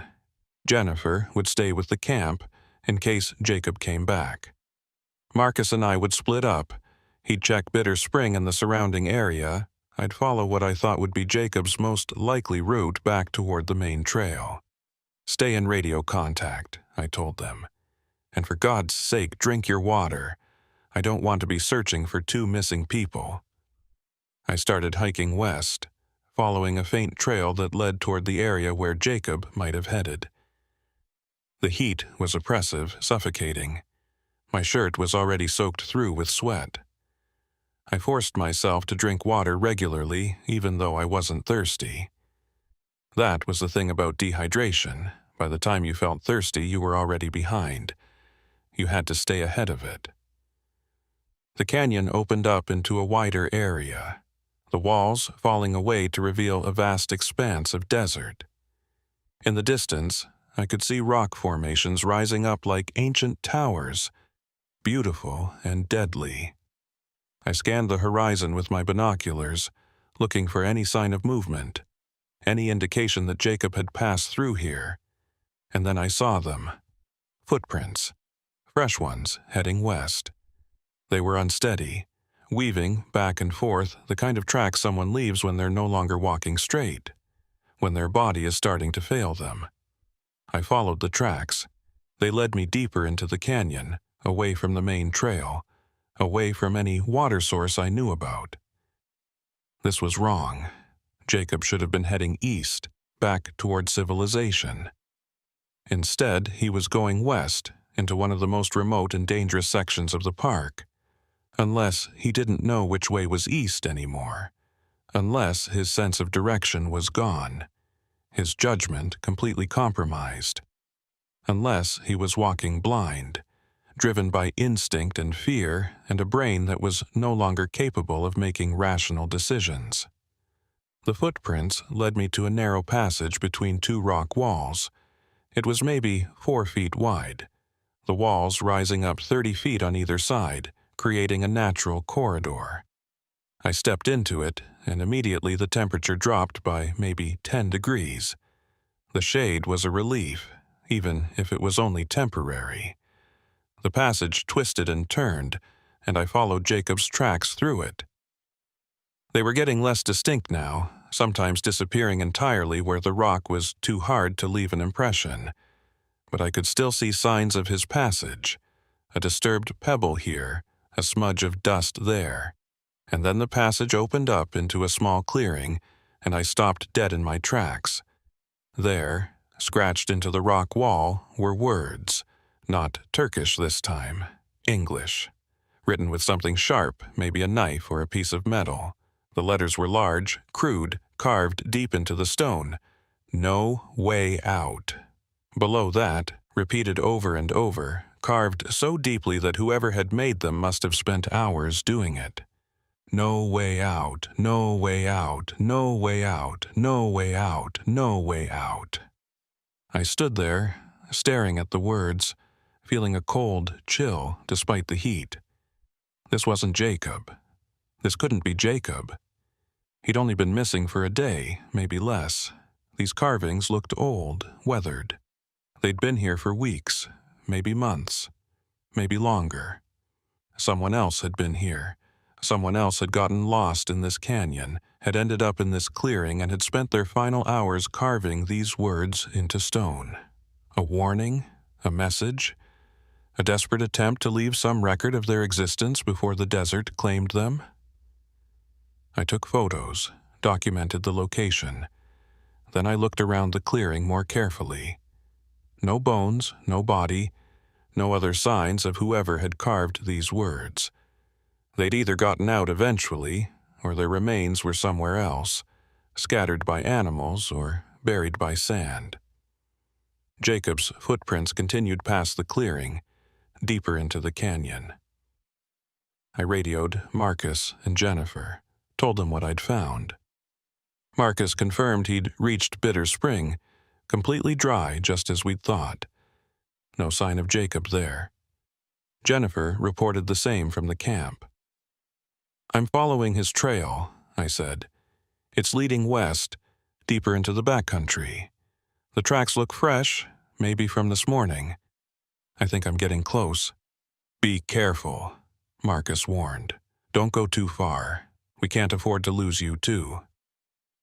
I promised to be careful, then kept moving. The canyon was narrowing again, the walls closing in. The footprints were clearer here, pressed into soft sand, and they were more erratic now, like Jacob was stumbling, falling, getting back up and continuing anyway. And then I found it. Another note. This one wasn't buried, it was sitting on top of a flat rock, weighted down with a smaller stone so it wouldn't blow away. I picked it up carefully. The same handwriting as before. The same shaky, desperate letters. But this time the message was in English. "Water runs uphill here, following it back to the beginning, back to before." I read it 3 times, trying to make sense of it. Water runs uphill? That wasn't possible. Water always flows downward, pulled by gravity. It's one of the fundamental laws of nature. But Jacob had written this. He'd believed it enough to write it down, to leave it as a note. What had he seen? What had his dehydrated, failing brain interpreted as water running uphill? And then I understood. Heat shimmer. Mirages. When the temperature gets hot enough, the air near the ground heats up and creates optical illusions. You see water where there isn't any. You see lakes, rivers, pools of crystal-clear liquid that vanish when you get close to them. Jacob had been following a mirage, chasing an illusion created by the very heat that was killing him. Back to the beginning. What did that mean? Back to his camp? Back to the trailhead? Or something else, something that only made sense to a mind that was no longer functioning properly. I kept following the footprints. They were leading me up now, climbing a steep slope of loose rock and sand. This was dangerous terrain, the kind of place where one wrong step could send you tumbling. But Jacob had come this way, driven by whatever he'd seen or thought he'd seen. The slope leveled out onto a plateau, and suddenly I was standing at the edge of a cliff. A sheer drop of at least 200 feet down into a canyon I didn't recognize. I'd thought I knew every major formation in this park, but I'd never seen this one. It was as if the landscape had rearranged itself, revealing hidden spaces that existed outside the boundaries of any map. And there, at the very edge of the cliff, were Jacob's footprints, leading right to the edge. And then nothing, they just stopped, like he'd walked straight off and into the void. No, that couldn't be right. I got down on my hands and knees, examined the edge more carefully. The rock was loose here, unstable. There were marks, scrapes, signs of a struggle. Not a fall, a climb. Jacob had gone over the edge, but not straight down. He'd climbed down. Why? Why would he do that? There was nothing down there that I could see. No water source, no shelter. No reason to risk a 200-foot descent on loose rock in extreme heat. Unless he'd seen something. Unless his brain, starved of water and oxygen, had convinced him that salvation was down there. That if he could just get to the bottom of that canyon, everything would be okay. I radioed it in. Marcus and Jennifer both told me the same thing. Don't try to follow him down alone. Wait for backup. Wait for proper climbing equipment. Going down that cliff in these conditions was suicide. I knew they were right, but I also knew that every minute I waited was another minute Jacob might not have. I looked over the edge again, trying to spot any sign of him. Nothing. Just red rock and deep shadows. If he'd made it down, he was somewhere I couldn't see from up here, and if he hadn't made it down, I didn't want to think about that possibility. "I need to go down," I said into my radio. "Dana, no, wait for, there's no time. If he's down there and he's injured, every minute counts. I'm going to find a way down." I moved along the cliff edge, looking for a safer route.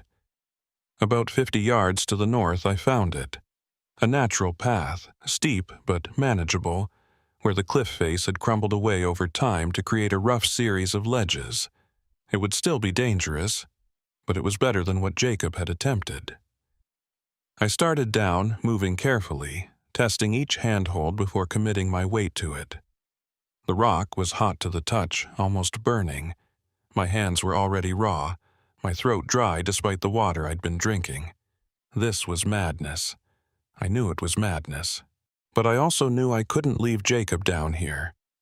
Not if there was any chance he was still alive. The descent took 20 minutes. 20 minutes of focused, careful climbing, of ignoring the voice in my head that told me to turn back, to wait for help, to think about my own safety. When I finally reached the bottom, I was shaking, my legs weak, my whole body screaming at me to stop. But I was down, and now I needed to find Jacob. The canyon floor was different than anything I'd seen in the park before. The rock formations were strange, twisted into shapes that didn't seem natural. The walls closed in overhead, creating a space that felt more like a cave than an open canyon. The air was still here, trapped, even hotter than up above. It felt like being inside an oven. And there, about 30 yards ahead, I saw him. Jacob Renshaw, sitting with his back against a rock wall, his head tilted back, his eyes closed. He wasn't moving. I ran to him, dropped to my knees beside him. "Jacob, can you hear me?" His eyes opened slowly. They were bloodshot, unfocused, but he was alive. "Water," he whispered. "Do you have water?" I grabbed my water bottle, held it to his lips. He drank desperately, choking on it, too weak to control his swallowing. I had to pull it away, make him slow down. Too much water too fast could be dangerous, but God, he needed it. His lips were cracked and bleeding, his skin so dry it looked like paper. "Take it easy," I said. "Small sips. You're going to be okay. I'm here now. We're going to get you out of here." He nodded weakly. Then his eyes focused on something behind me, something over my shoulder. And the expression that crossed his face, it was pure terror. "It's still here," he whispered. "It followed me down." I turned around, looked where he was looking. There was nothing there, just rock and shadow and the oppressive heat. But Jacob was staring at that empty space like he could see something I couldn't. Like there was something there that only he could perceive. "There's nothing there, Jacob. You're dehydrated. You're seeing things that aren't real." "No," he insisted, grabbing my arm with surprising strength. "It's real. It's been following me since yesterday, since I found Bitter Spring, since I realized I was going to die out here." "You're not going to die. I'm going to get you out of here. But you need to trust me, okay? There's nothing here. It's just the heat, just your brain playing tricks." But even as I said it, I felt something, a presence, a watching. Like we weren't alone in this canyon. Like something else was here with us, something that had been waiting for someone like Jacob. Someone desperate, someone lost. Someone whose grip on reality had slipped enough that they could see things that existed in the spaces between heat and shadow and fear. I pushed the feeling away. It wasn't real. It was just the heat getting to me too. Just the stress and the exhaustion and the knowledge that we were in a very dangerous situation. Nothing more. "Come on," I said, helping Jacob to his feet. "We need to move. Can you walk?" He nodded, but I could feel how weak he was. He wouldn't make it far. Certainly not back up that cliff. I was going to need help getting him out of here. I radioed Marcus and Jennifer, gave them our location. They would bring medical supplies, proper climbing gear, everything we needed for a rescue.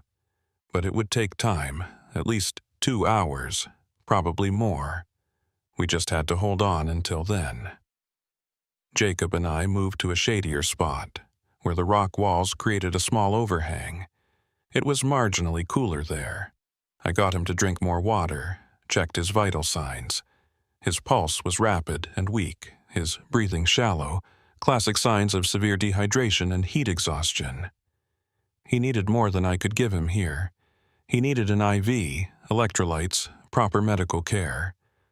"Why did you come down here?" I asked, as much to keep him talking as to understand what had happened. "I saw it," he said. His voice was barely audible. Water. A whole river of it.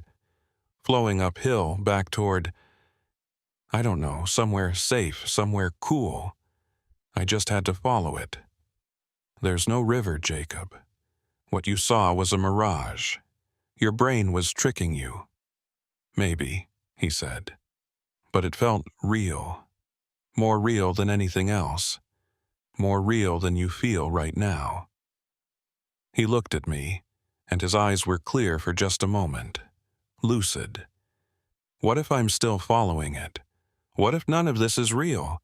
What if I died yesterday at Bitter Spring, and everything since then has just been my brain shutting down, creating these last moments of existence? "You're not dead," I said firmly. "You're alive, and we're getting you out of here." He smiled weakly. That's what I would tell myself, wouldn't I? If I was dying, I'd tell myself someone was coming. Someone was saving me. I wouldn't want to believe I was alone. That I'd made a stupid mistake and it cost me everything. "Jacob, listen to me. You're going to be fine. Help is coming. Just stay with me, okay? Keep talking. Tell me about yourself. Where are you from? What brought you out here?" He started talking, his voice fading in and out, telling me about Colorado, about his love of hiking, about how he'd wanted to challenge himself in one of the most extreme environments in America. He'd prepared, studied, made plans. But one small mistake, an old map, a dried-up spring, had cascaded into catastrophe. That's how it always happens in the desert. Not because people are careless or stupid, but because the margin for error is so small. One miscalculation, one piece of bad information, one moment of bad luck, and suddenly you're fighting for your life. The sun moved across the sky. The shadows lengthened. And we waited. Jacob drifted in and out of consciousness, and I kept him talking when he was awake, kept him drinking, kept him alive.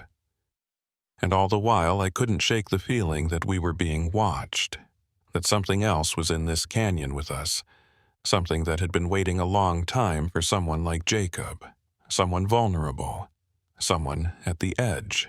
When I finally heard Marcus's voice on the radio, telling me they were close, I felt a wave of relief so strong it almost knocked me over. We were going to make it. Jacob was going to survive, but as we prepared to move, as I helped Jacob to his feet one more time, he looked back at the shadows and whispered, "Thank you for not taking me. Not yet, I'm not ready." And in those shadows I could have sworn I saw something move, something that might have been just heat shimmer, just a trick of the light, or something else entirely. Something that had been waiting in these canyons long before we arrived, and would be waiting long after we were gone. Getting Jacob out of that canyon took 4 hours. 4 hours of careful coordination, of rigging climbing harnesses and ropes, of slowly hauling him up that cliff face while the sun beat down on all of us without mercy. By the time we reached the top, all 4 of us, Marcus, Jennifer, Jacob, and me, were at the edge of our limits. We'd gone through nearly all our water. Our skin was burned despite the sunscreen. Our hands were raw from the ropes. But we'd made it. Jacob was alive, barely conscious, severely dehydrated, his body shutting down from heat exhaustion, but alive. The medical helicopter met us at the nearest accessible point, about 3 miles from where we'd pulled him out. The paramedics got an IV into him immediately, started pumping him full of fluids and electrolytes. They said he was lucky. Another few hours, maybe even one more hour, and his organs would have started failing. He'd crossed the line between survivable dehydration and fatal dehydration, and we'd pulled him back just in time.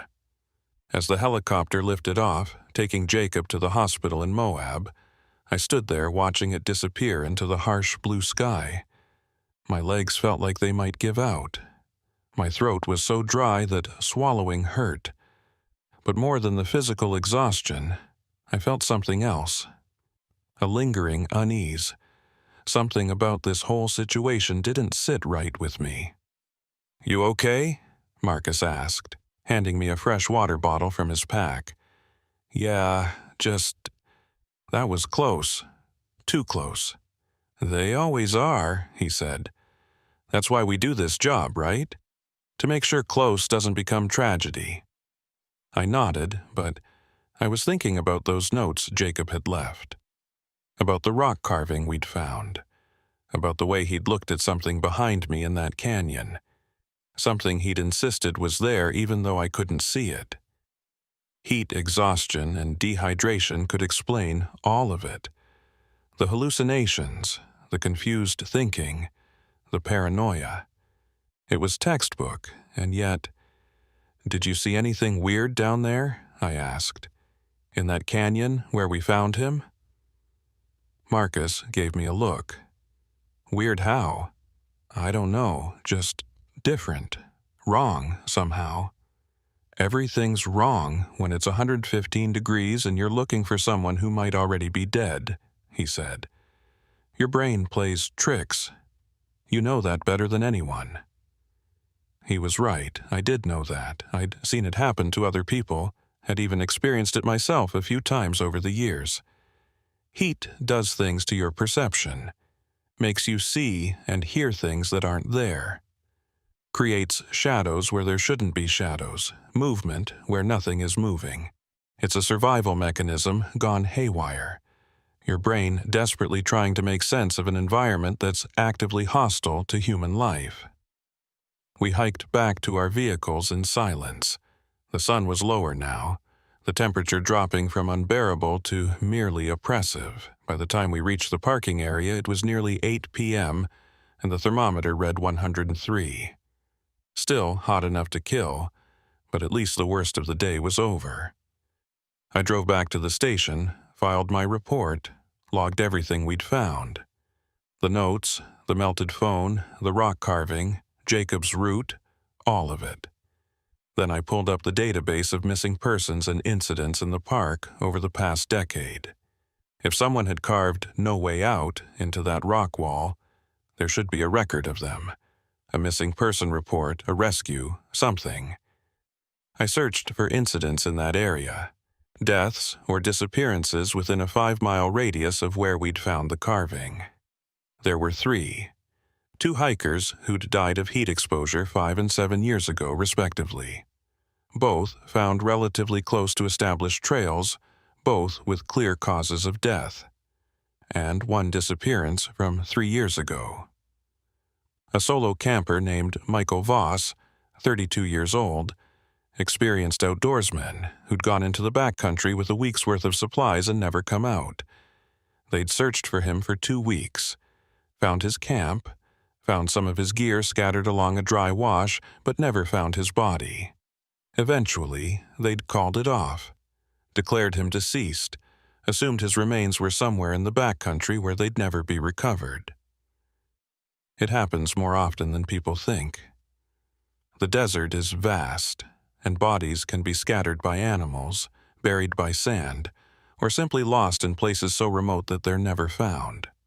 I pulled up Michael Voss's file, looked at his photo. Brown hair, medium build, friendly smile. He looked like 1,000 other hikers who came through here every year.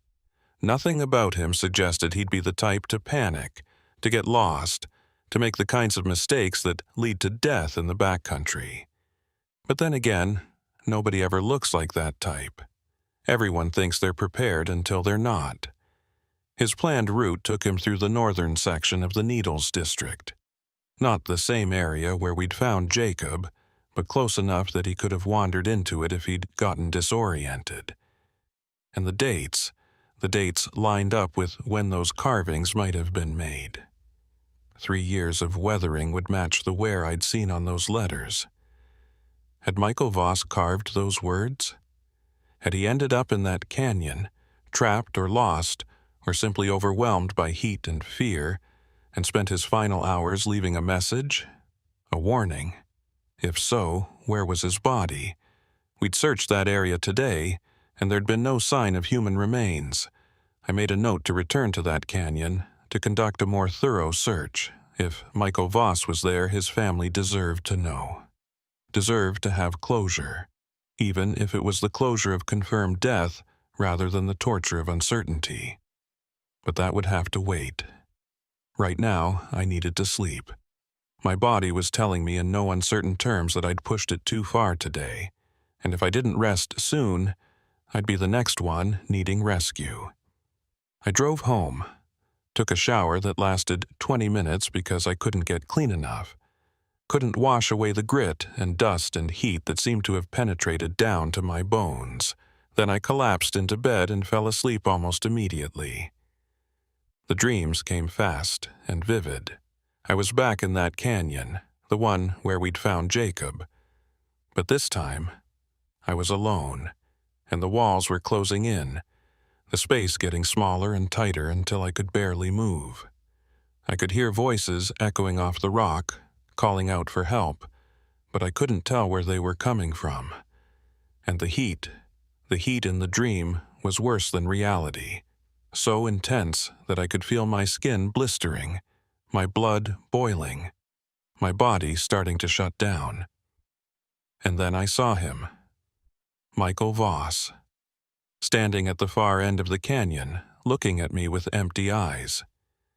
His lips moved, forming words I couldn't hear, but I knew what he was saying, the same thing Jacob had seen carved into the rock. No way out.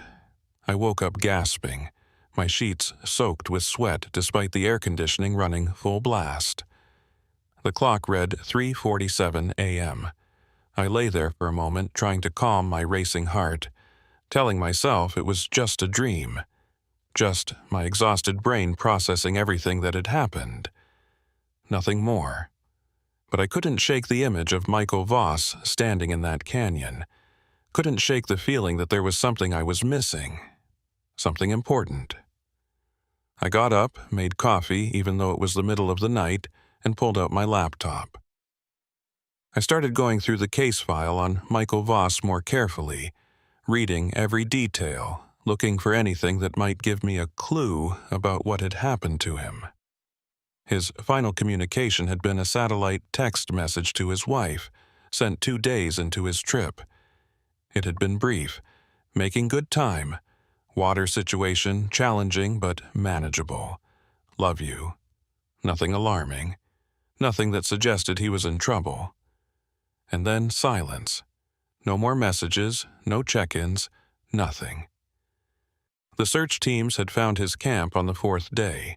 His tent was still standing, his gear inside, but there were signs he'd left in a hurry. Food still on his camp stove, half-eaten.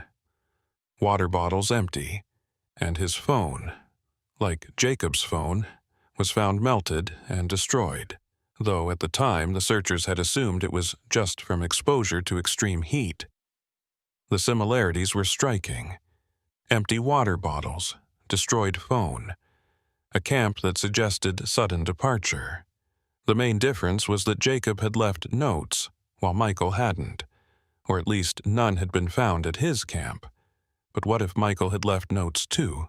What if he'd left them along his route, and we'd only found one of them, the carving in the rock? What if there were more scattered throughout that area, messages left by a man who knew he was dying and wanted to leave some record of his last moments? I made a decision.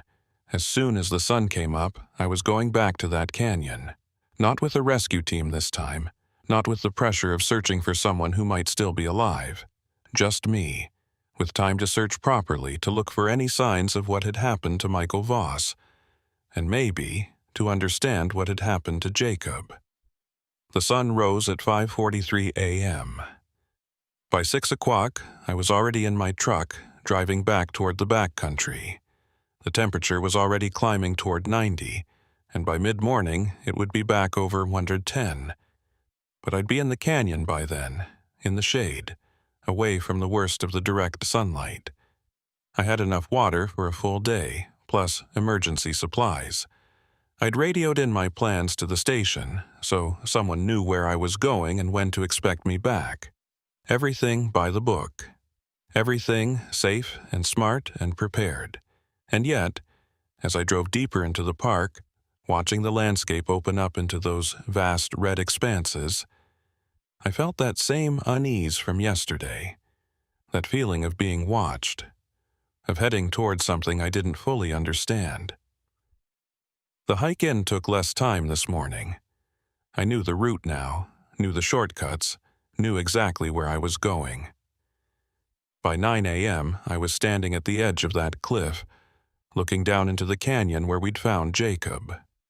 In the harsh morning light, it looked different, less sinister. Just another formation in a landscape full of strange and beautiful geology. I made my way down the same path we'd used yesterday, moving carefully, taking my time. When I reached the canyon floor, I started searching systematically, grid pattern, looking for anything we might have missed in yesterday's rush to save Jacob.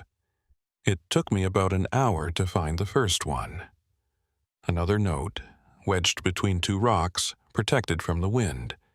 The paper was old, brittle, faded by time and sun. The handwriting was different from Jacob's. Neater, more controlled. But the message was disturbing. Day 6, water gone. Tried to climb out twice. No way. Something wrong with this place. Can't find the path back. Every direction looks the same. Michael Voss. It had to be. This was his handwriting, his words. He'd been here 3 years ago, trapped in this same canyon, unable to find his way out. And he'd lasted 6 days. 6 days in this heat without water. That should have been impossible. The human body can't survive that long without water in these conditions. Unless he'd found water somewhere. Or unless... I kept searching. Found 2 more notes over the next hour. The second one was shorter. Day 8. Seeing things. Water everywhere but can't reach it. Tried to follow it back to source. Led me here. This can't be right. Day 8. Still alive. Still writing. Still coherent enough to leave messages. But by all medical understanding, he should have been dead. Should have been dead days ago. The third note was barely legible, the handwriting shaky and erratic. Not alone. Can hear it. Watches from the shadows. Waiting. Same as it waited for the others. How many others? The rock remembers. The rock knows. The rock remembers. I thought about that carving again. No way out. Repeated over and over. How long had Michael spent carving those words? Had he done it on day 8, day 9? Had he been completely delirious by then, his mind breaking down, seeing things that weren't there? Or had he seen something real, something that existed in these canyons, something that waited for people like him, people like Jacob, people who got lost, who ran out of water, who crossed that invisible line between alive and dying? I pushed the thought away. That was crazy. There was nothing in these canyons except heat and rock and the harsh indifference of nature.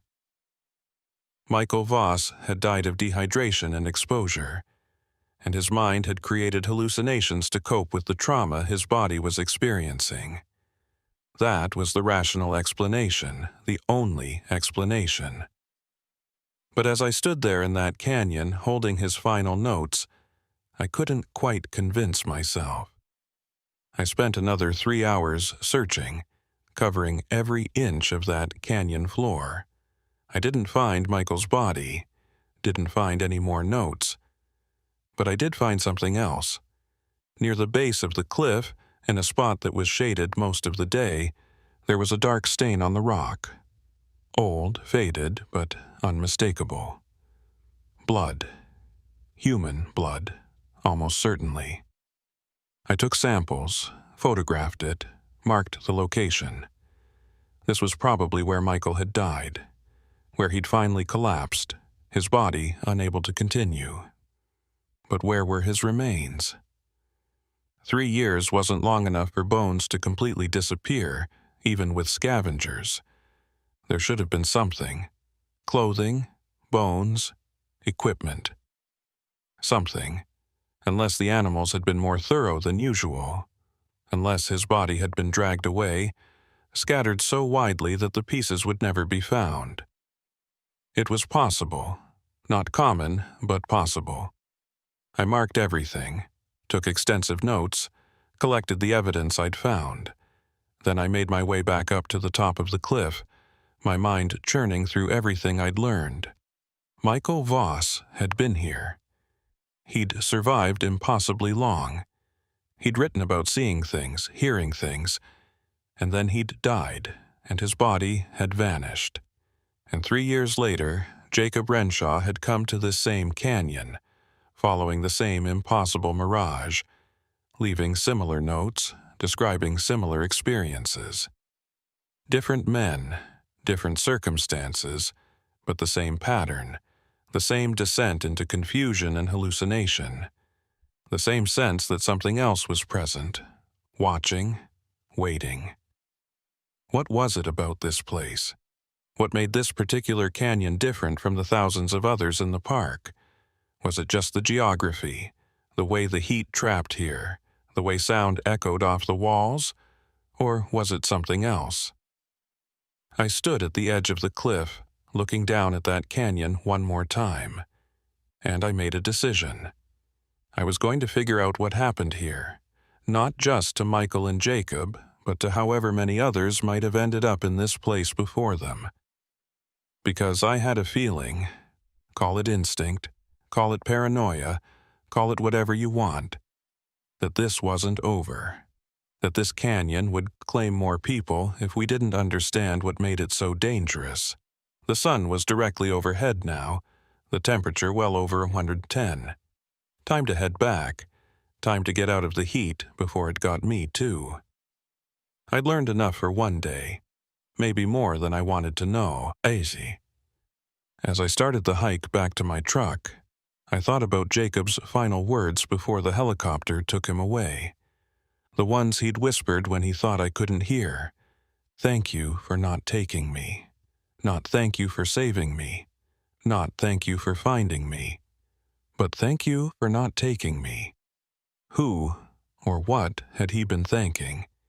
And what had he thought wanted to take him? I didn't have answers, but I was going to find them. Because if there was something in that canyon that was dangerous, something beyond just the heat and the geology, then I needed to know about it. Needed to be able to warn people. Needed to be able to keep them safe. That was the job. That was why I'd become a ranger in the first place, to protect people from the dangers of this beautiful, harsh, unforgiving landscape.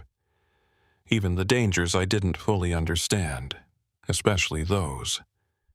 I visited Jacob in the hospital 3 days later.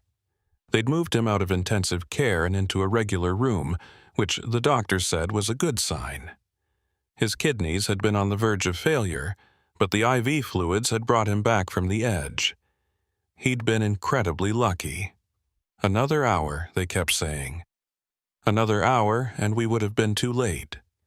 He was awake when I arrived, sitting up in bed, looking out the window at the parking lot.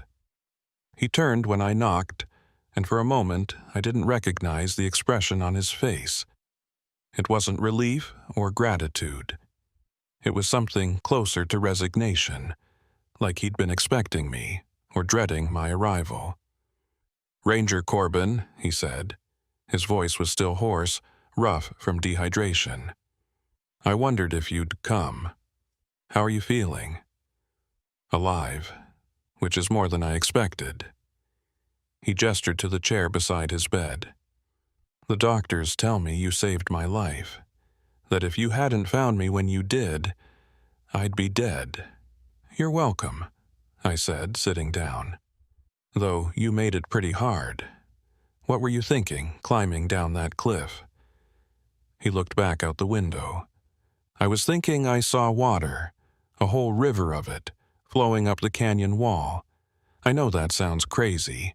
The doctors have explained it to me. Heat exhaustion, dehydration, hallucinations.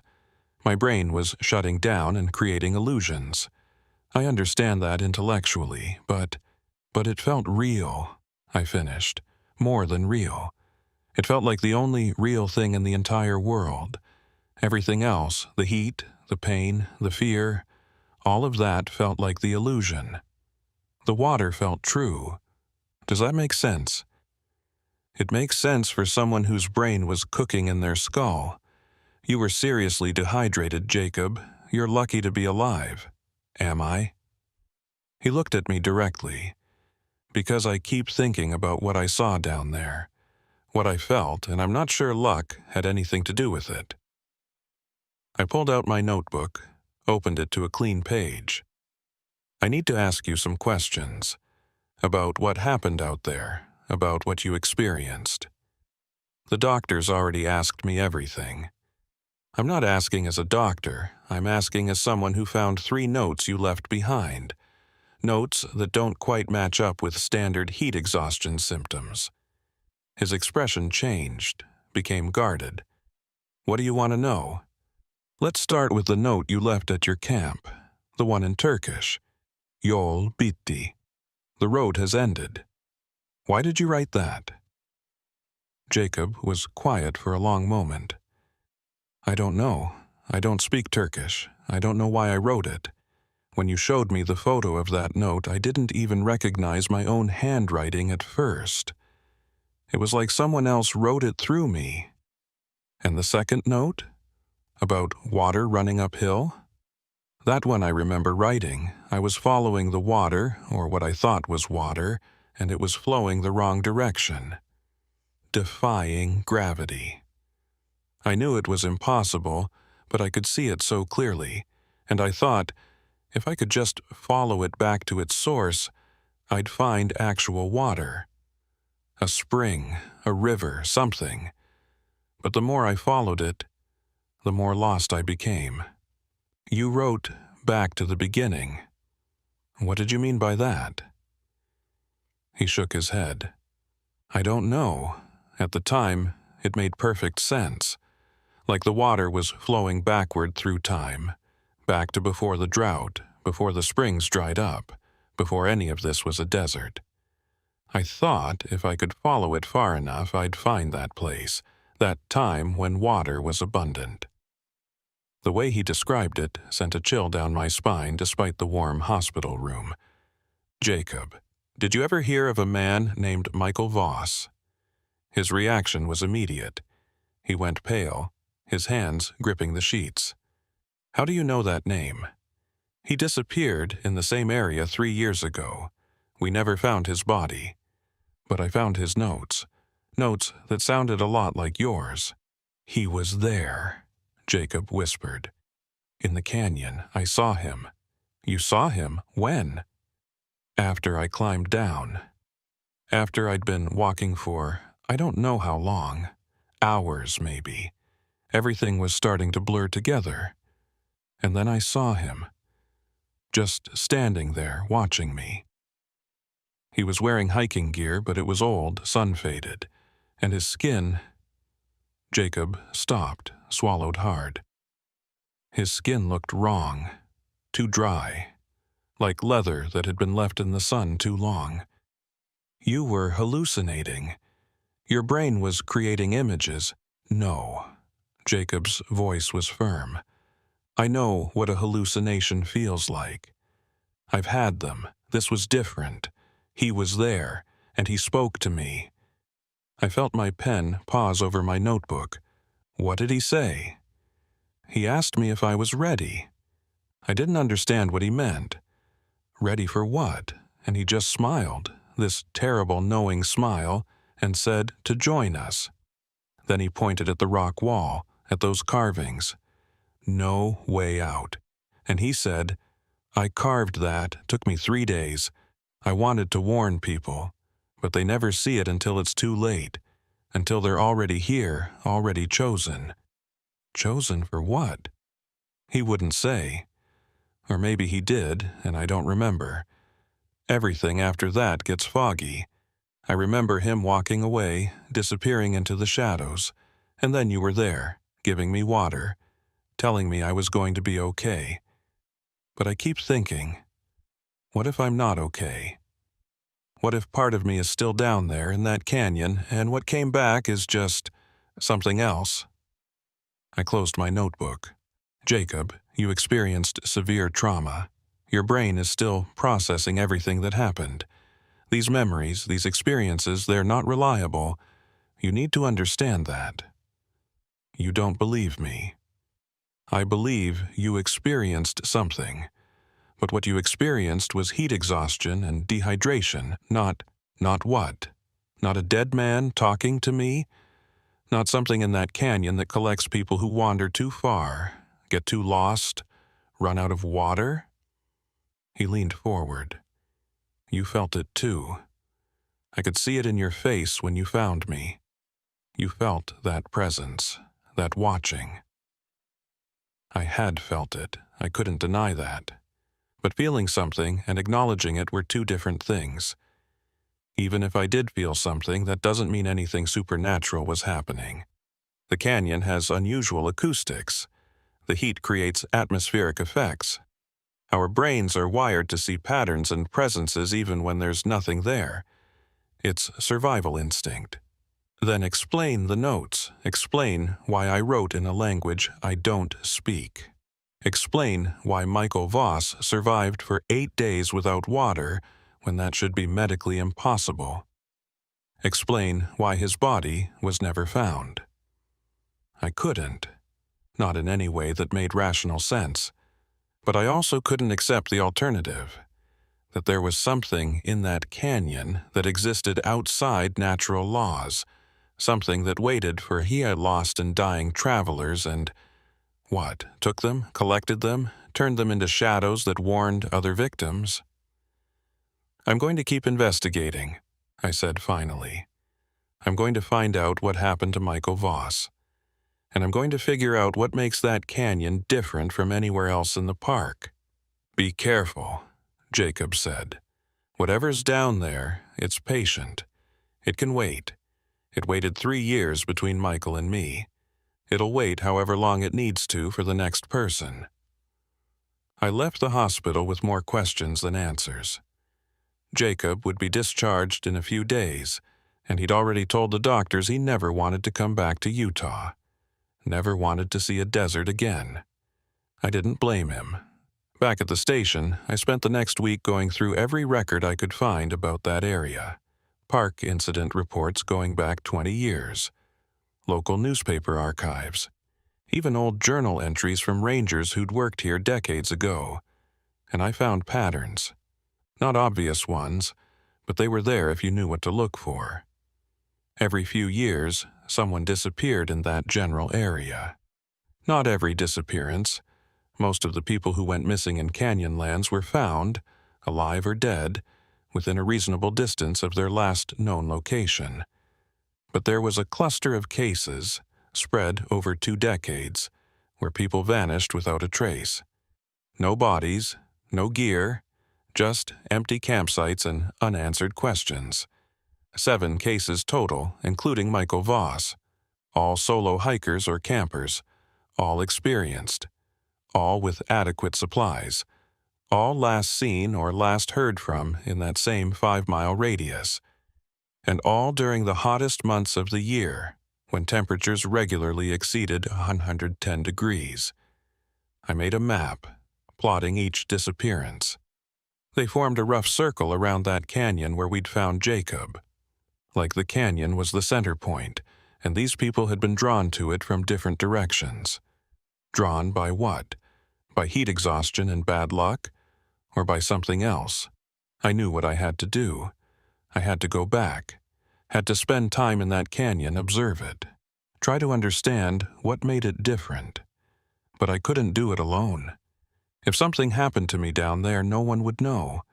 I'd just be another point on my map, another unexplained disappearance. I asked Marcus to come with me, told him what I'd found, what I suspected. He listened without interrupting, his expression unreadable. When I finished, he was quiet for a long time. "You think there's something down there," he said finally. "Something that causes people to disappear. I think there's something about that location that creates a higher-than-normal rate of incidents. Whether it's geological, atmospheric, or something else, I don't know. But I need to figure it out." "Okay, when do we go?" "Tomorrow morning, early, before it gets too hot. We'll spend a few hours down there, take measurements, document everything. Environmental readings, temperature gradients, acoustic tests, anything that might explain the pattern." We went in at dawn when the temperature was only 85 degrees. By the time we reached the canyon, it was already over 95. By mid-morning, it would be unbearable again. We had 4 hours, maybe 5, to do what we needed to do. The descent was easier this time, now that I knew the route.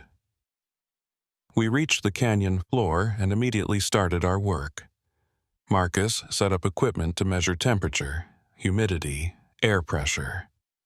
I took photographs, made detailed notes about the geography, the rock formations, the way sound echoed off the walls. For the first 2 hours, everything was normal. Just another canyon, hot and dry and quiet. But as the sun rose higher, as the temperature climbed past 105, something changed. The air became heavier. The shadows seemed darker, and that feeling I'd had before, of being watched, of not being alone, came back stronger than ever. "You feel that?" Marcus asked quietly. "Yeah, you too?" "Like someone standing right behind me, but every time I turn around there's nothing there." We kept working, but both of us were on edge now. And then I heard it. Faint at first, but growing louder. The sound of running water. Impossible, because there was no water anywhere near here. But I could hear it clearly, echoing off the canyon walls. Running water, flowing, moving. "Do you hear that?" I asked Marcus. He nodded. "Water, but where's it coming from?" We followed the sound, moving deeper into the canyon. The temperature was brutal now, well over 110, and even though we were drinking water regularly, I could feel the heat sapping my strength. But the sound of water kept pulling us forward. Just a little farther, just around the next corner, just... Marcus grabbed my arm, pulled me to a stop. "Dana, we need to leave. Now. But the water, there is no water. We're starting to experience what Jacob experienced, what Michael Voss experienced.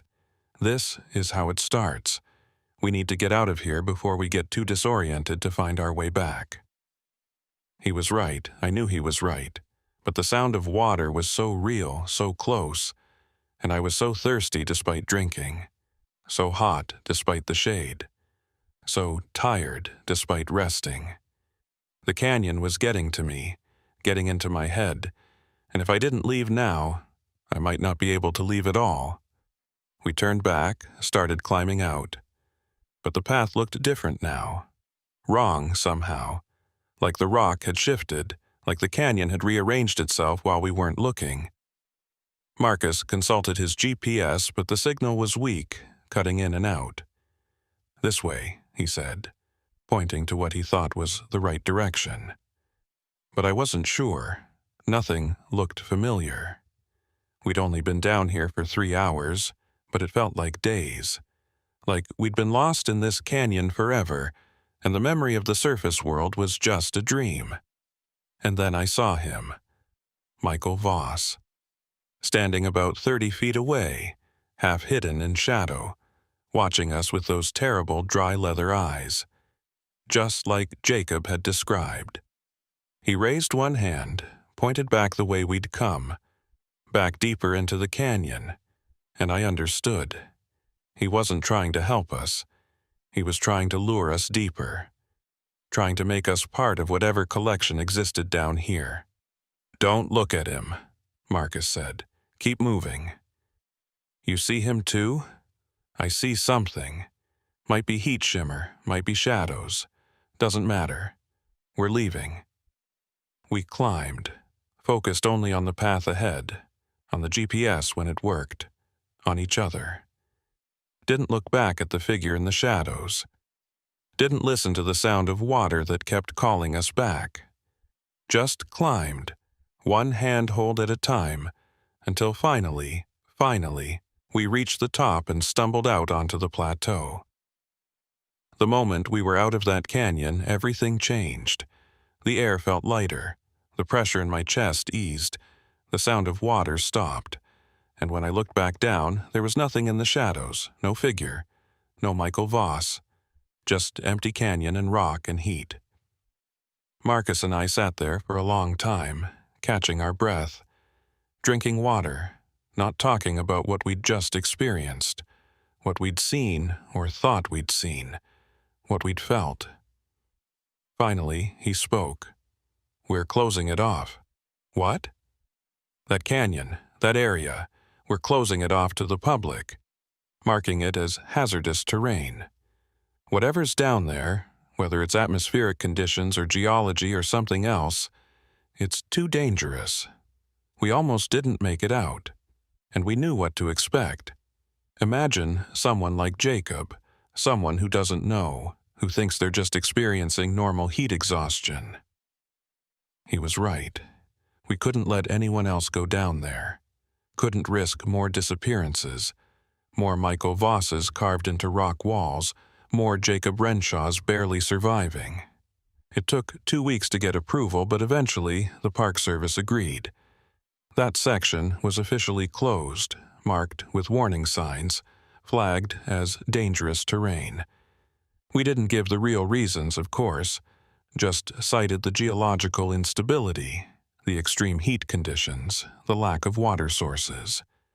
But it was enough. That canyon was off limits now. I thought that would be the end of it. Thought I could move on, go back to normal patrols, normal rescues, normal ranger work. But I couldn't stop thinking about it. About Michael Voss and the 6 others who'd disappeared over the years. About what might still be down there in the shadows, waiting. 3 months after we closed the area, I got a call from Jacob. He'd been doing better, he said. Getting therapy, processing the trauma, learning to sleep without nightmares.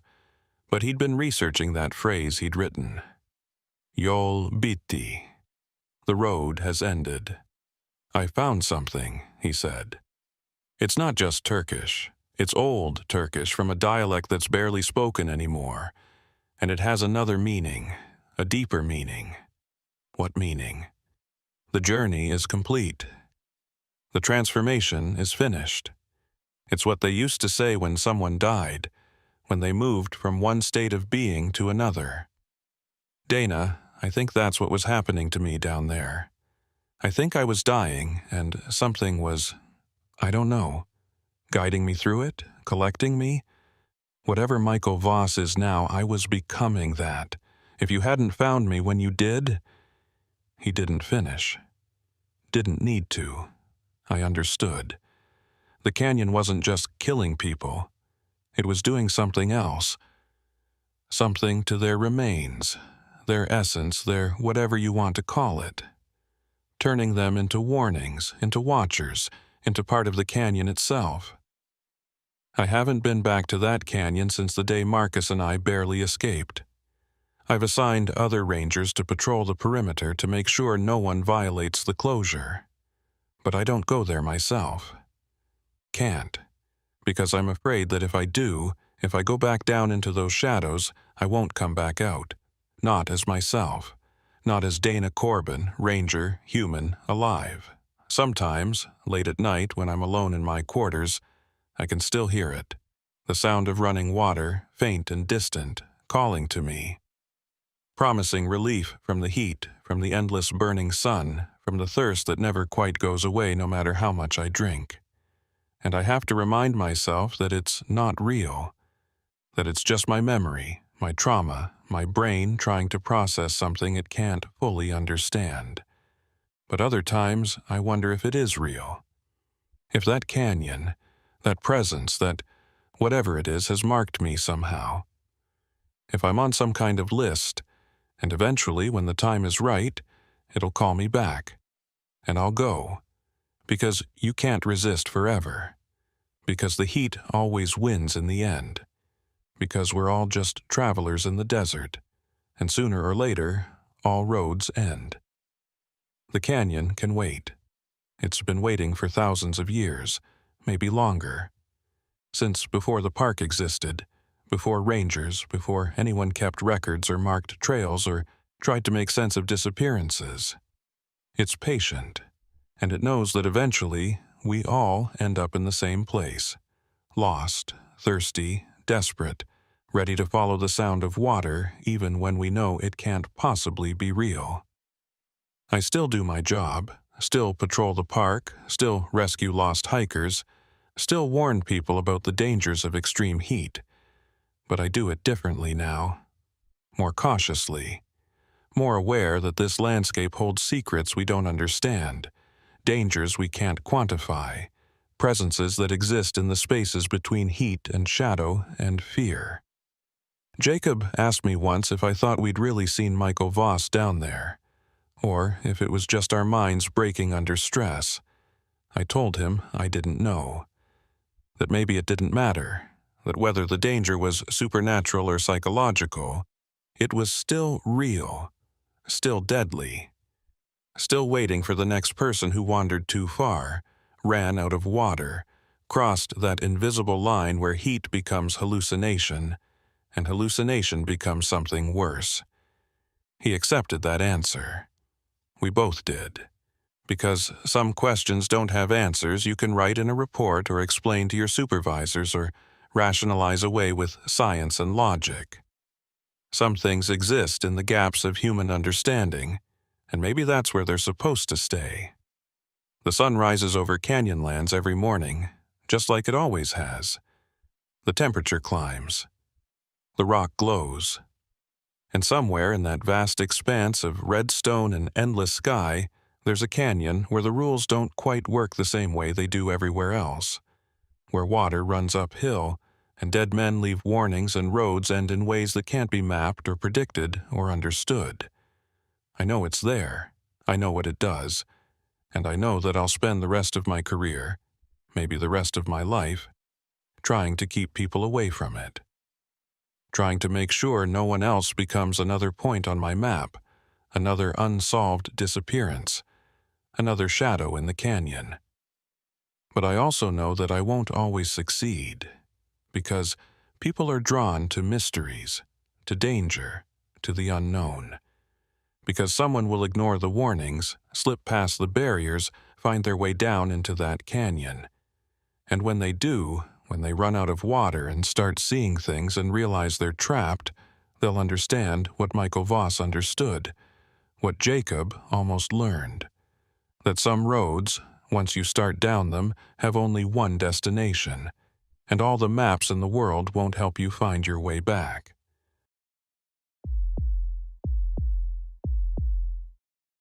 You think you know isolation until you've stood in a place where no one is supposed to be. The restricted areas of Canyonlands aren't closed because they're dangerous in the usual sense. No cliffs that are any steeper than elsewhere. No trails that are any more treacherous. They're closed because they're remote enough, desolate enough, that if something goes wrong, you're on your own. No cell signal, no nearby trails, no one passing by who might hear you call for help. Just you and the canyon and the realization that rescue might take days, if it comes at all. I'm Lila Carver, and I've been a ranger here for 9 years. 9 years of learning these canyons, of understanding which areas test people and which areas break them. The restricted zones fall into the latter category. We don't publicize them. We don't mark them on tourist maps. We just put up signs. Area closed, do not enter. And trust that most people will respect the boundary. Most do. But there's always someone who thinks the rules don't apply to them. Someone who sees a closed gate as a challenge rather than a warning. The call came in on a Tuesday morning. A rental company in Moab reporting that one of their vehicles, a Jeep Wrangler rented 3 days ago, had failed to check back in. The GPS tracker showed its last location deep in the northwestern section of the park. The restricted section. The area we'd closed off 5 years ago after a series of incidents that made it clear the terrain was too unpredictable for public access. I took the call myself, got the coordinates, and felt my stomach sink. The location was about 12 miles into the restricted zone, in an area we called the Mud Flats. It was a misnomer, really. The area was only muddy after the rare rains that swept through this part of Utah. The rest of the time, it was just dried clay beds interspersed with rock formations that created a maze of passages, dead ends, and routes that looked navigable until they suddenly weren't. I grabbed Marcus, the same ranger who'd been with me on other searches, and we headed out. The drive took us past 3 separate area closed signs before we reached the locked gate that marked the boundary of the restricted zone. Someone had cut the chain. Fresh cut from the looks of it, probably within the last few days. They'd driven through, dragged the gate closed behind them, and headed into an area where no vehicle should be. "Tourists," Marcus muttered, shaking his head. "They think rules are suggestions." Maybe he had a good reason, I said, though I didn't believe it. There was never a good reason to ignore closure signs in the backcountry. But I'd learned not to judge too quickly. People made bad decisions for all kinds of reasons: arrogance, ignorance, desperation, or just plain bad luck. We drove through the cut gate, following the GPS coordinates. The road, if you could call it that, deteriorated quickly. What had been a rough dirt track became little more than a suggestion of a path, winding between rock formations and across dried creek beds. The Jeep's suspension groaned with every dip and bump. This was 4-wheel drive territory, high, clearance-only terrain, and even then it was pushing the limits of what was safe. After about 40 minutes of slow, careful driving, we found it.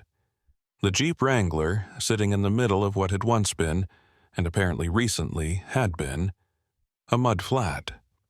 All 4 tires were sunk deep into the clay, the vehicle listing slightly to one side. The driver's door was open, swinging gently in the wind. No one inside. No one around. We approached carefully. I've learned over the years that abandoned vehicles can tell stories, if you know how to read them. The way they're positioned, what's inside them, what's missing, all of it adds up to an understanding of what happened and why. The first thing I noticed was the steering wheel. Deep scratches scored the leather covering, gouges that looked like they'd been made by fingernails. Not just a few nervous scratches, this was frantic, desperate clawing. Someone had gripped that wheel so hard for so long that they'd torn through the material and left marks in the hard plastic beneath. "Jesus," Marcus said quietly, seeing the same thing. "How hard do you have to hold on to do that?" "Very," I said. I pulled out my camera and started documenting everything. The scratches, the open door, the way the vehicle sat in the mud, all 4 wheels sunk to the axles. The mud itself was interesting, still damp, still tacky, even though we hadn't had rain in over a week. That suggested either a very localized storm that we hadn't known about, or a water source nearby that kept this area consistently wet. Inside the vehicle, everything seemed relatively normal. A water bottle in the cup holder, half empty. A map on the passenger seat. A commercial park map, the kind you can buy at any visitor center. a backpack in the rear seat containing standard day hiking gear, extra water, snacks, a first aid kit, a flashlight. The rental agreement was in the glove compartment, along with the driver's information. Tate Winslow, 34 years old, address in Denver. Rented the Jeep for a week-long solo trip through Utah's national parks. He came prepared, Marcus observed, checking the backpack. Water, supplies, proper equipment. This wasn't some clueless tourist. Then why'd he drive into a restricted area? I asked. But I already knew the answer wouldn't be simple. People who were otherwise intelligent and well-prepared still made catastrophically bad decisions in the backcountry. One wrong turn, one miscalculation, one moment of overconfidence, and you could end up in a situation that spiraled out of control before you even realized what was happening.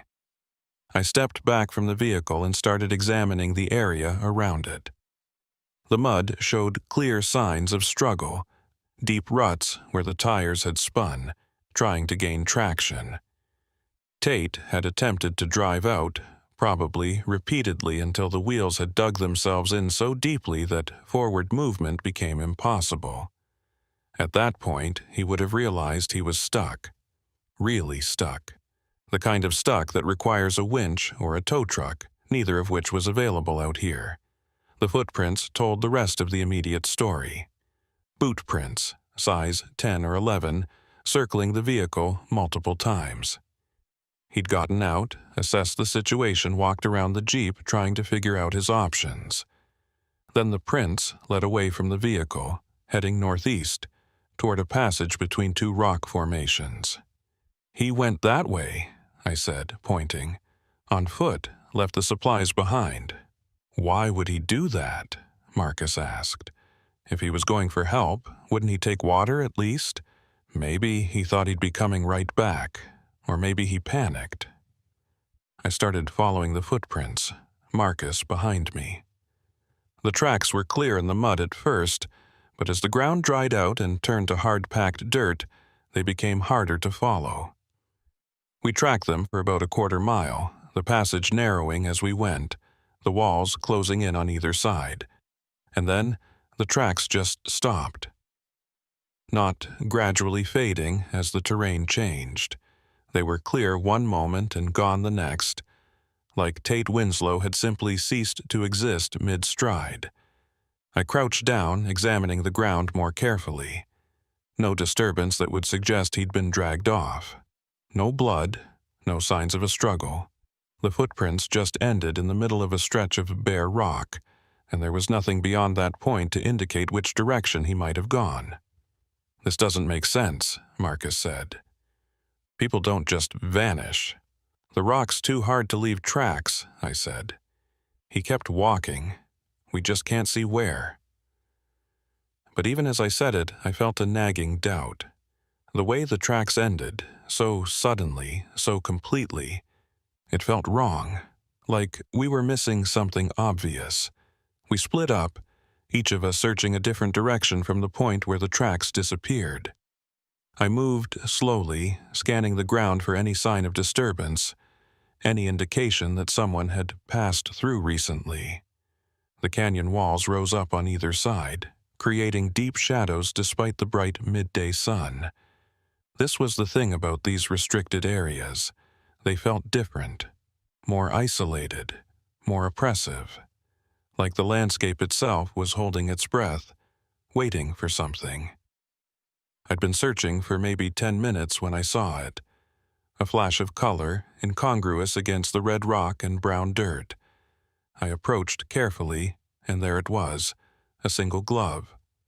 Work glove, brown leather, worn but not old.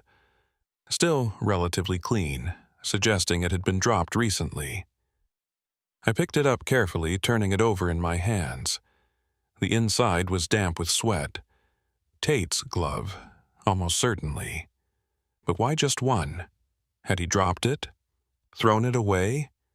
Left it deliberately? I radioed Marcus, told him what I'd found. He came to my location, examined the glove himself. This is about 50 yards from where the tracks ended, he said. "He must have come this way, but why only one glove?" "I don't know." I bagged the glove as evidence, marked the location on my GPS. Then I started searching the immediate area more thoroughly.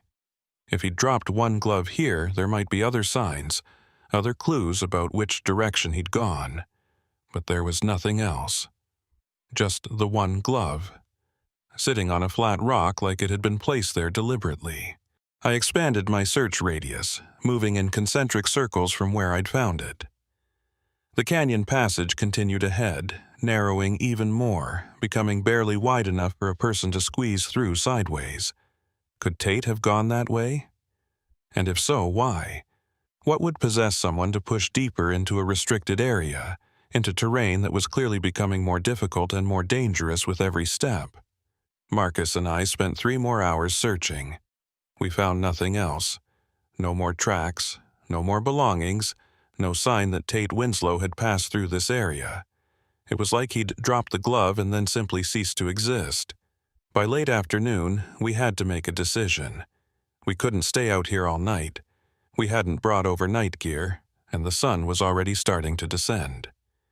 We needed to head back, report what we'd found, and organize a proper search party with more personnel and better equipment.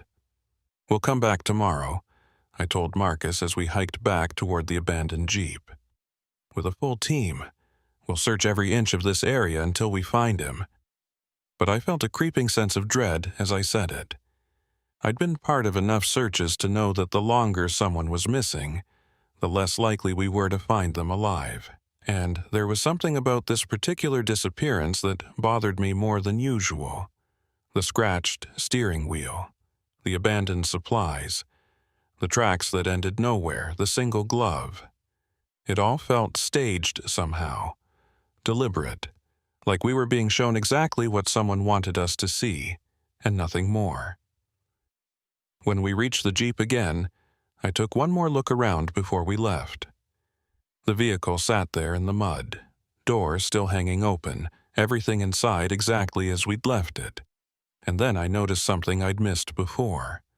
On the hood of the Jeep, written in the dust that had settled there, were 2 words, "Turned around." The letters were rough, finger-drawn, but unmistakable. I photographed them, my mind racing. Had Tate written this? When? Before he left the Jeep, or had he come back at some point? And what did it mean? That he'd gotten turned around, lost his sense of direction, or something else? "That wasn't there before," Marcus said, his voice tight. "I'm sure of it. I walked past this hood 3 times. Maybe we just didn't notice it." No, I would have noticed. He was right. We were trained to observe, to catalog, to miss nothing. If those words had been there when we first arrived, we would have seen them, which meant someone had written them while we were searching, while we were away from the vehicle. Someone had come back to the Jeep, written those 2 words, and left again without leaving any tracks, any sign of their presence. Or Tate had never really left. Maybe he'd been watching us this whole time, hiding somewhere nearby, waiting. But why? What reason would he have to hide from rangers who were trying to help him? I circled the Jeep again, looking for any other changes, any other signs that someone had been here. Nothing. Everything else was exactly as we'd left it. Just those 2 words on the hood, accusatory and cryptic. "We need to get back," I said. "Report this. Get more people out here." Marcus nodded, but I could see the unease in his expression. He felt it too, that sense that something was very wrong here, that this wasn't a simple case of a tourist getting stuck and wandering off. This was something else, something that didn't fit the normal patterns of backcountry emergencies. We drove back to the station in silence. I couldn't stop thinking about those words. Turned around. Turned around from what? From the correct path? From reality? From some decision he'd made? And why leave a message like that instead of just calling out to us? We'd been there for hours, searching, calling his name. If he'd been nearby, able to reach the Jeep, Why not just reveal himself? Back at the station, I filed a full report, organized a search party for first light the next morning, called in additional rangers from neighboring districts, contacted the rental company, got more information about Tate Winslow. He'd seemed normal when he picked up the Jeep, had asked good questions about routes and conditions, hadn't raised any red flags. Just another tourist excited to explore the backcountry. I also ran his name through our database of previous park visitors, incident reports, permits. Nothing. He'd never been to Canyonlands before, at least not officially.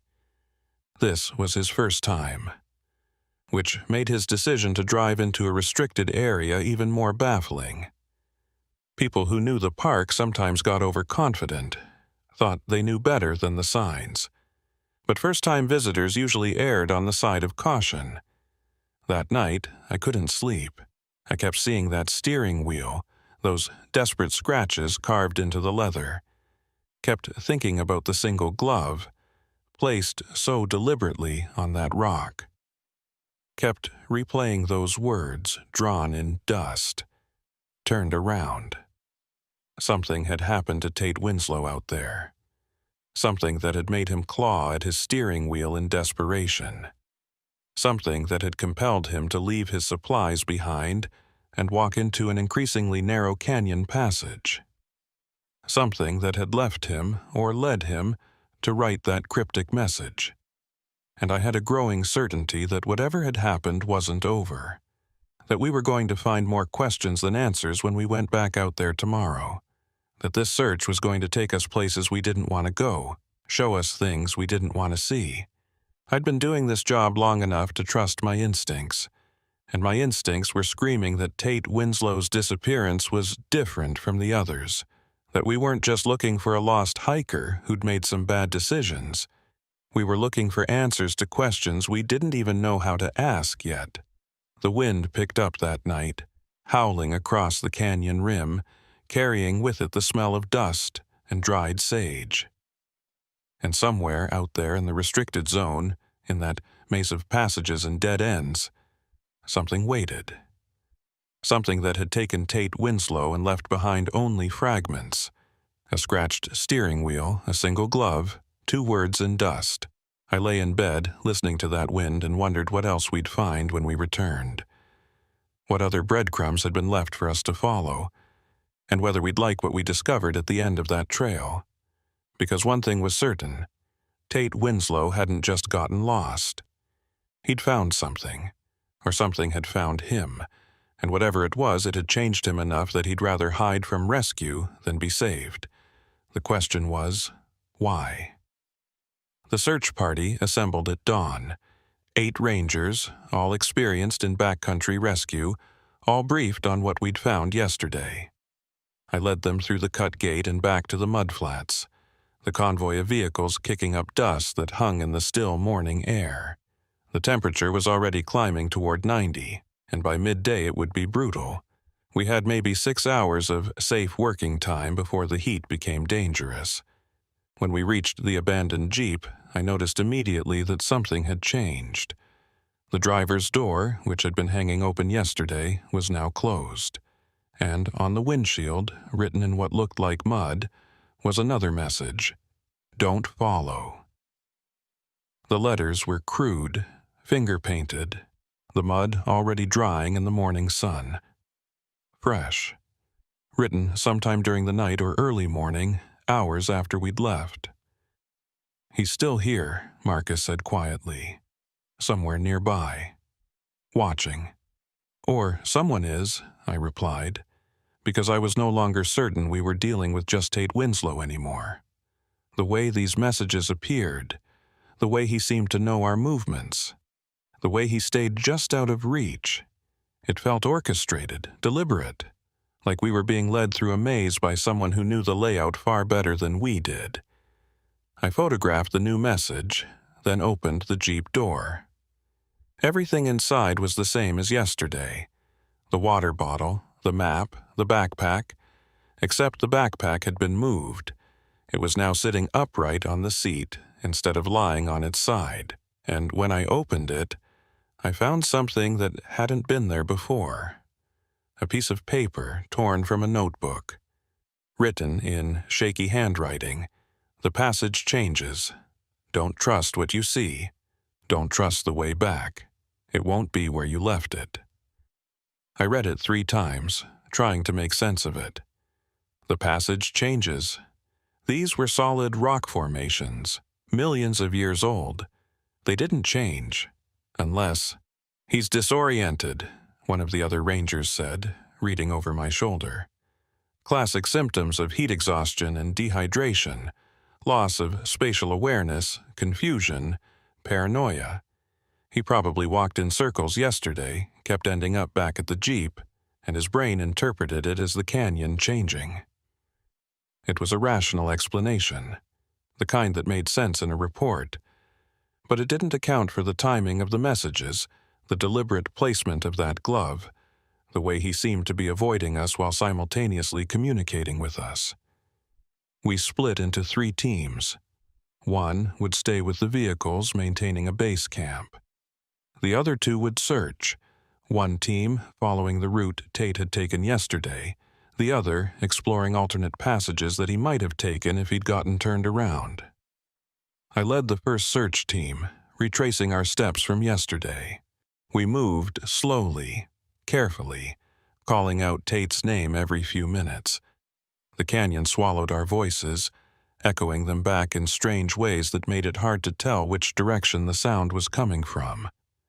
More than once, I could have sworn I heard someone answering, but when we stopped to listen, there was only silence. We reached the spot where the tracks had ended, where I'd found the glove. I'd marked it with a small cairn of stones yesterday, and it was still there undisturbed. But now I noticed something I'd missed before. On the rock face beside the cairn, at about shoulder height, were marks. Scratches. Not natural erosion or weathering. These were fresh, deliberate. Marks that looked like they'd been made by fingernails, just like the steering wheel. "He came through here," I said, tracing the scratches with my flashlight. "And he was, what, scared, trying to hold on, leaving markers? He was clawing at the rock." We followed the passage deeper. It narrowed steadily, the walls closing in until we had to turn sideways to continue. This was getting into technical territory, the kind of passage that required careful navigation and a good sense of direction. If Tate had come this way in a state of confusion or panic, he could easily have gotten himself wedged in, injured, or completely lost. The passage opened into a small chamber, maybe 20 feet across. And there, arranged in a circle on the floor, were more gloves. Not just the matching one to what I'd found yesterday. Dozens of them. Work gloves, hiking gloves, winter gloves, all different sizes and styles, all laid out in a perfect circle like some kind of ritual arrangement. "What the hell is this?" Marcus asked, his voice echoing in the confined space. I stepped closer, examining them without touching. They were old, some of them decades old, judging by the style and condition. Faded, weathered, some falling apart. But they'd all been placed here deliberately, arranged with care. "This wasn't Tate," I said. "This has been here for years, maybe longer." We documented everything, took photographs from multiple angles. Then I noticed something else. In the center of the circle of gloves was a small pile of stones, stacked in a cairn, and wedged under the bottom stone was another piece of paper. I lifted the stone carefully, pulled out the paper. It was old, yellowed, the edges crumbling. The handwriting was different from the notes we'd found at the Jeep, older, more formal. It read, "August 17th, 1987. If you find this, don't go any further. The passages double back on themselves. What looks like the way forward is actually taking you deeper in. I've been trying to get out for 3 days. My water is gone. I can hear the highway. I swear I can hear it, but I can't find it. The canyon won't let me leave. Mark F." 37 years ago. Someone else had been trapped in these passages, had left this note, and presumably had never made it out. We'd have to check missing person reports from that era, see if there was a Mark F. who disappeared in this area. But more disturbing was the message itself. The passages double back on themselves. The canyon won't let me leave. It was the same kind of spatial disorientation that Tate seemed to be experiencing. The same sense that the landscape was somehow working against them. We need to mark our route, I said. Every turn, every junction. We can't rely on our sense of direction in here. We continued deeper, using reflective tape to mark our path, making sure we'd be able to find our way back. The passage twisted and turned, splitting into multiple branches, some of which dead-ended after just a few yards. It was easy to see how someone could get confused in here, especially if they were already in a compromised mental state. And then we found the body. It was in a narrow side passage, wedged into a space barely wide enough to accommodate it. Desiccated, mummified by the dry air and extreme heat, clothing rotted away to fragments, but still recognizable as human remains, and clutched in one skeletal hand was a driver's license, protected by a leather wallet that had somehow survived the decades. Mark Forrester. Date of birth, March 3rd, 1951.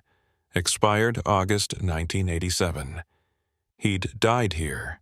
Died trying to find his way out of these passages, becoming so disoriented that he'd crawled into this dead-end passage and couldn't find his way back out. How long had he survived? Days? A week? Long enough to leave that note we'd found. Long enough to arrange those gloves in some desperate attempt to leave a marker or a message. I called it in on the radio, requested that we bring recovery equipment for human remains. But my mind was racing. If Mark Forrester had died here in 1987, who had been maintaining that circle of gloves? Who had added to it over the years? And more importantly, was Tate Winslow about to become the next person whose remains we'd find in these passages? We continued searching, moving more carefully now, checking every side passage, every potential route. And that's when I found the next clue. Another glove, this one recent, matching the first one I'd found. It was hanging from a small outcropping of rock, placed deliberately where it would be visible. "He's marking his route," Marcus said. "He's leaving breadcrumbs so he can find his way back." "Or so we can follow him," I replied, because that's what it felt like. Like we were being led. Like Tate wanted us to follow this specific path, see specific things, arrive at some conclusion he'd already reached. We followed the trail of markers. Another glove 20 yards ahead. Then a piece of torn shirt. Then a boot print in a patch of dust, so clear it looked like it had been made minutes ago. The passage was narrowing again, getting tighter, more claustrophobic. Some of the rangers were starting to show signs of anxiety, and I couldn't blame them. This environment was oppressive, disorienting. Even with our markers, even with GPS and radios, it felt like we were being swallowed by the canyon. And then the passage opened up into a larger space, and we found Tate Winslow. He was sitting with his back against the far wall, his knees drawn up to his chest. His hands were bloody, fingernails torn, matching the scratches we'd seen on the steering wheel and the rock walls. His clothes were shredded, his face sunburned and streaked with dirt, but he was alive, breathing. His eyes were open, staring at us, but there was no recognition in them, no relief, just a blank, distant gaze, like he was looking through us at something beyond. "Tate?" I approached slowly, hands visible, voice calm. "My name is Lila. I'm a park ranger. We're here to help you. You're going to be okay." He didn't respond, didn't even blink, just kept staring with those empty eyes. I knelt beside him, checked his pulse. Strong enough. though his skin was dangerously dehydrated and hot to the touch. I pulled out my water bottle, held it to his lips. "Drink, you need water." For a moment, nothing. Then his lips moved, and he took a small sip. Then another, his eyes finally focused on me, and when he spoke, his voice was a dry rasp. "You shouldn't have come. You shouldn't have followed. We had to find you. You've been missing for 3 days." 3 days? He laughed, a dry, brittle sound. "It's been weeks, months, I don't know anymore. Time doesn't work right in here." "It's been 3 days," I repeated firmly. "Since Tuesday. Today is Friday." He shook his head. No, that's not. I've been walking for so long, so many passages, so many turns. I keep ending up back at the Jeep, but it's different each time. The door is open, then it's closed. My backpack is there, then it's not. The messages change." "What messages?" "The ones I'm leaving, for myself. So I remember. So I know what's real." He looked at me directly for the first time, and his eyes were lucid now, focused, terrified. "There's something wrong with this place. The passages don't stay the same. I mark my route, but when I come back, the marks are gone. Or they're in the wrong place. Or they lead somewhere different than where I put them." I exchanged glances with Marcus. Classic disorientation, heat exhaustion, dehydration. The brain creating false memories, losing track of time and space. We'd seen it before. "That's why we're here," I said gently. "We're going to get you out. We've marked our route, we know the way back. Just stay with us, don't wander off, and we'll have you out of here in an hour." "You don't understand," he insisted. "I tried to get out, so many times. I follow my own tracks, but they lead me in circles.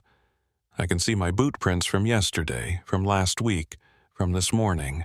All of them, all at once, overlapping. How is that possible? How can I see tracks I haven't made yet?" "You're confused. That's normal, given what you've been through. But we're getting you out now." We helped him to his feet, supported him between 2 rangers, started back the way we'd come, following our reflective tape markers. The passage seemed longer on the way back, the walls closer, but I attributed that to the added difficulty of supporting Tate's weight and navigating with a full group instead of just 2 people.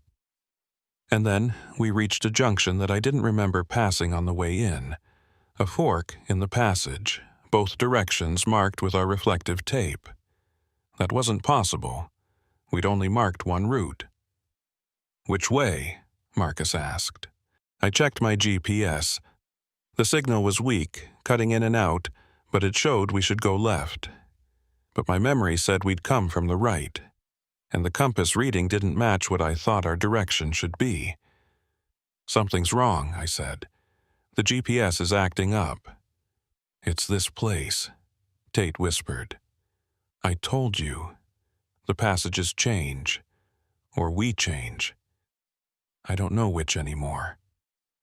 I chose left, following the GPS. We walked for 10 minutes, the passage looking less and less familiar. Then we hit a dead end. Solid rock wall, no way forward. This wasn't right. We'd come through here just an hour ago. There hadn't been a dead end. We backtracked, took the right fork this time. But that led us to another junction we didn't recognize, more reflective tape markers that we couldn't remember placing. And with each turn, each decision, I felt our certainty slipping away. "We're getting turned around," Marcus said, trying to keep the panic out of his voice. "Just like the note said." I pulled out my radio, called back to base camp. Static. I tried again. More static.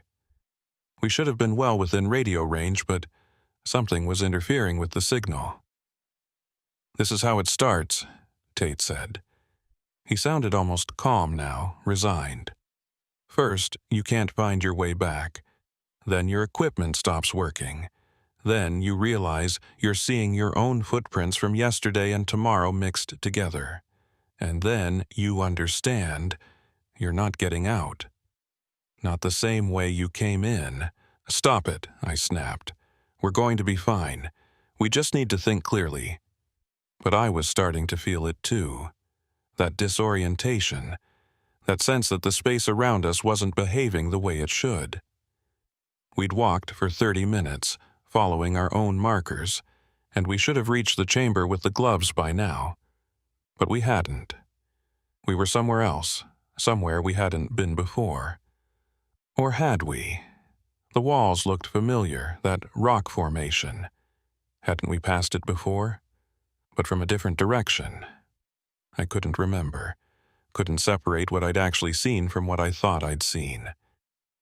Everyone stay together, I said. We're going to methodically retrace our steps. Ignore the markers. They're not reliable. We'll use the compass and dead reckoning. We tried, God, we tried. But the compass readings were erratic, spinning wildly at some junctions, sticking stubbornly at others. And the passages seemed to shift when we weren't looking. A turn we'd taken that should have led us back to a familiar section instead deposited us somewhere new, or somewhere old. I couldn't tell anymore. Hours passed. The sun outside would be setting soon. We'd been in these passages far longer than we'd intended. Our water was running low, and I could see the panic starting to set in on the other rangers' faces. The realization that we might have just repeated Tate Winslow's mistake. Come in to rescue someone and gotten trapped ourselves. "There!" one of the rangers shouted. "I can see light. Natural light, not our flashlights." We moved toward it, hope surging. The passage opened up, and suddenly we were back at the chamber with the circle of gloves. But it was different now. There were more gloves. Fresh ones, including the ones we'd been wearing. "No," Marcus breathed. "That's not possible. We're wearing our gloves." I looked down at my hands. Bare. When had I taken my gloves off? I couldn't remember, none of us could. But there they were, arranged in the circle with all the others, including Mark Forrester's from 1987, including pairs that looked like they'd been here for decades or even longer. "How many people?" Tate asked quietly. "How many people have come here and never left? How many times has this happened?" I didn't have an answer. Couldn't process what I was seeing. Because if our gloves were here in this circle, arranged like all the others, then that meant... "We need to keep moving," I said, trying to maintain control. "Follow me. Single file. Don't look back. Don't stop." We pushed forward, choosing passages at random now, because our markers couldn't be trusted, because the GPS was useless, because everything we thought we knew about navigation and direction had stopped applying. And with each step, I felt time becoming more fluid, could hear echoes of our own voices from hours ago or hours ahead, could see boot prints that might be ours or might be Mark Forrester's or might be from people who hadn't even gotten lost here yet.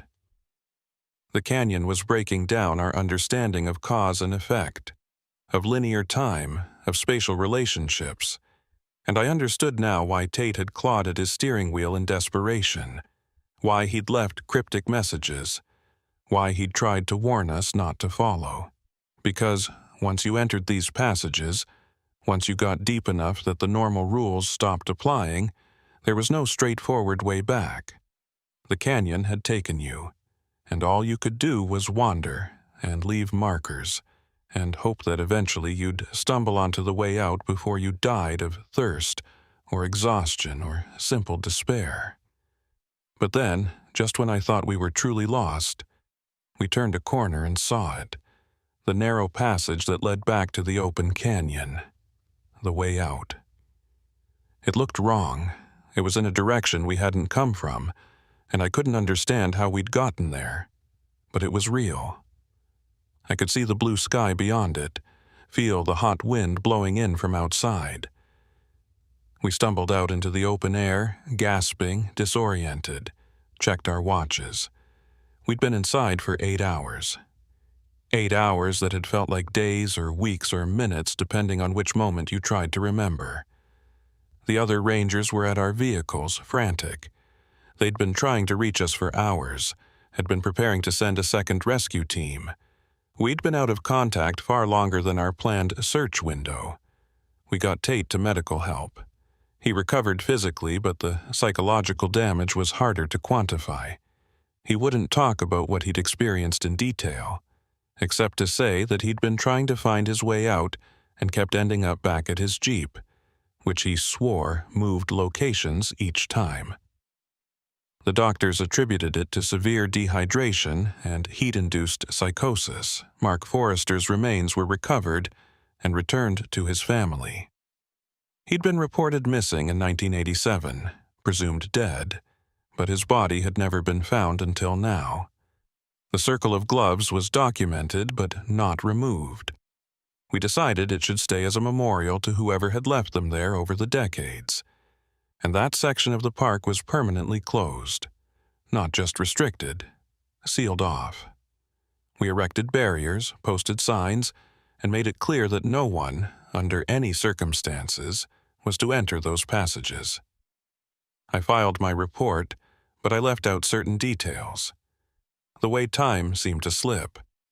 The way we'd seen our own markers in places we hadn't been yet. The way our gloves had appeared in that circle even though we never took them off.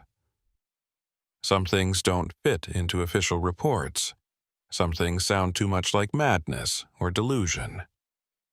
But I know what I experienced. I know that there are places in this world where the normal rules don't quite apply, where the boundaries between here and there, between now and then, become permeable.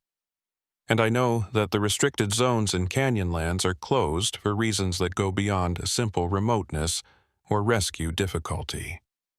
Some places want to keep you, and once they have you in their grip, finding your way back becomes less about navigation and more about sheer luck or grace, or whatever force governs the spaces between reality and confusion. Tate Winslow never came back to Utah. Last I heard, he'd moved to the coast, somewhere flat and open where you can see for miles and there's no chance of getting turned around. I don't blame him. I still work here, still patrol the canyons, still respond to emergencies. But I stay out of the restricted zones now. And when tourists ask me why certain areas are closed, I give them the official answer about terrain difficulty and rescue accessibility.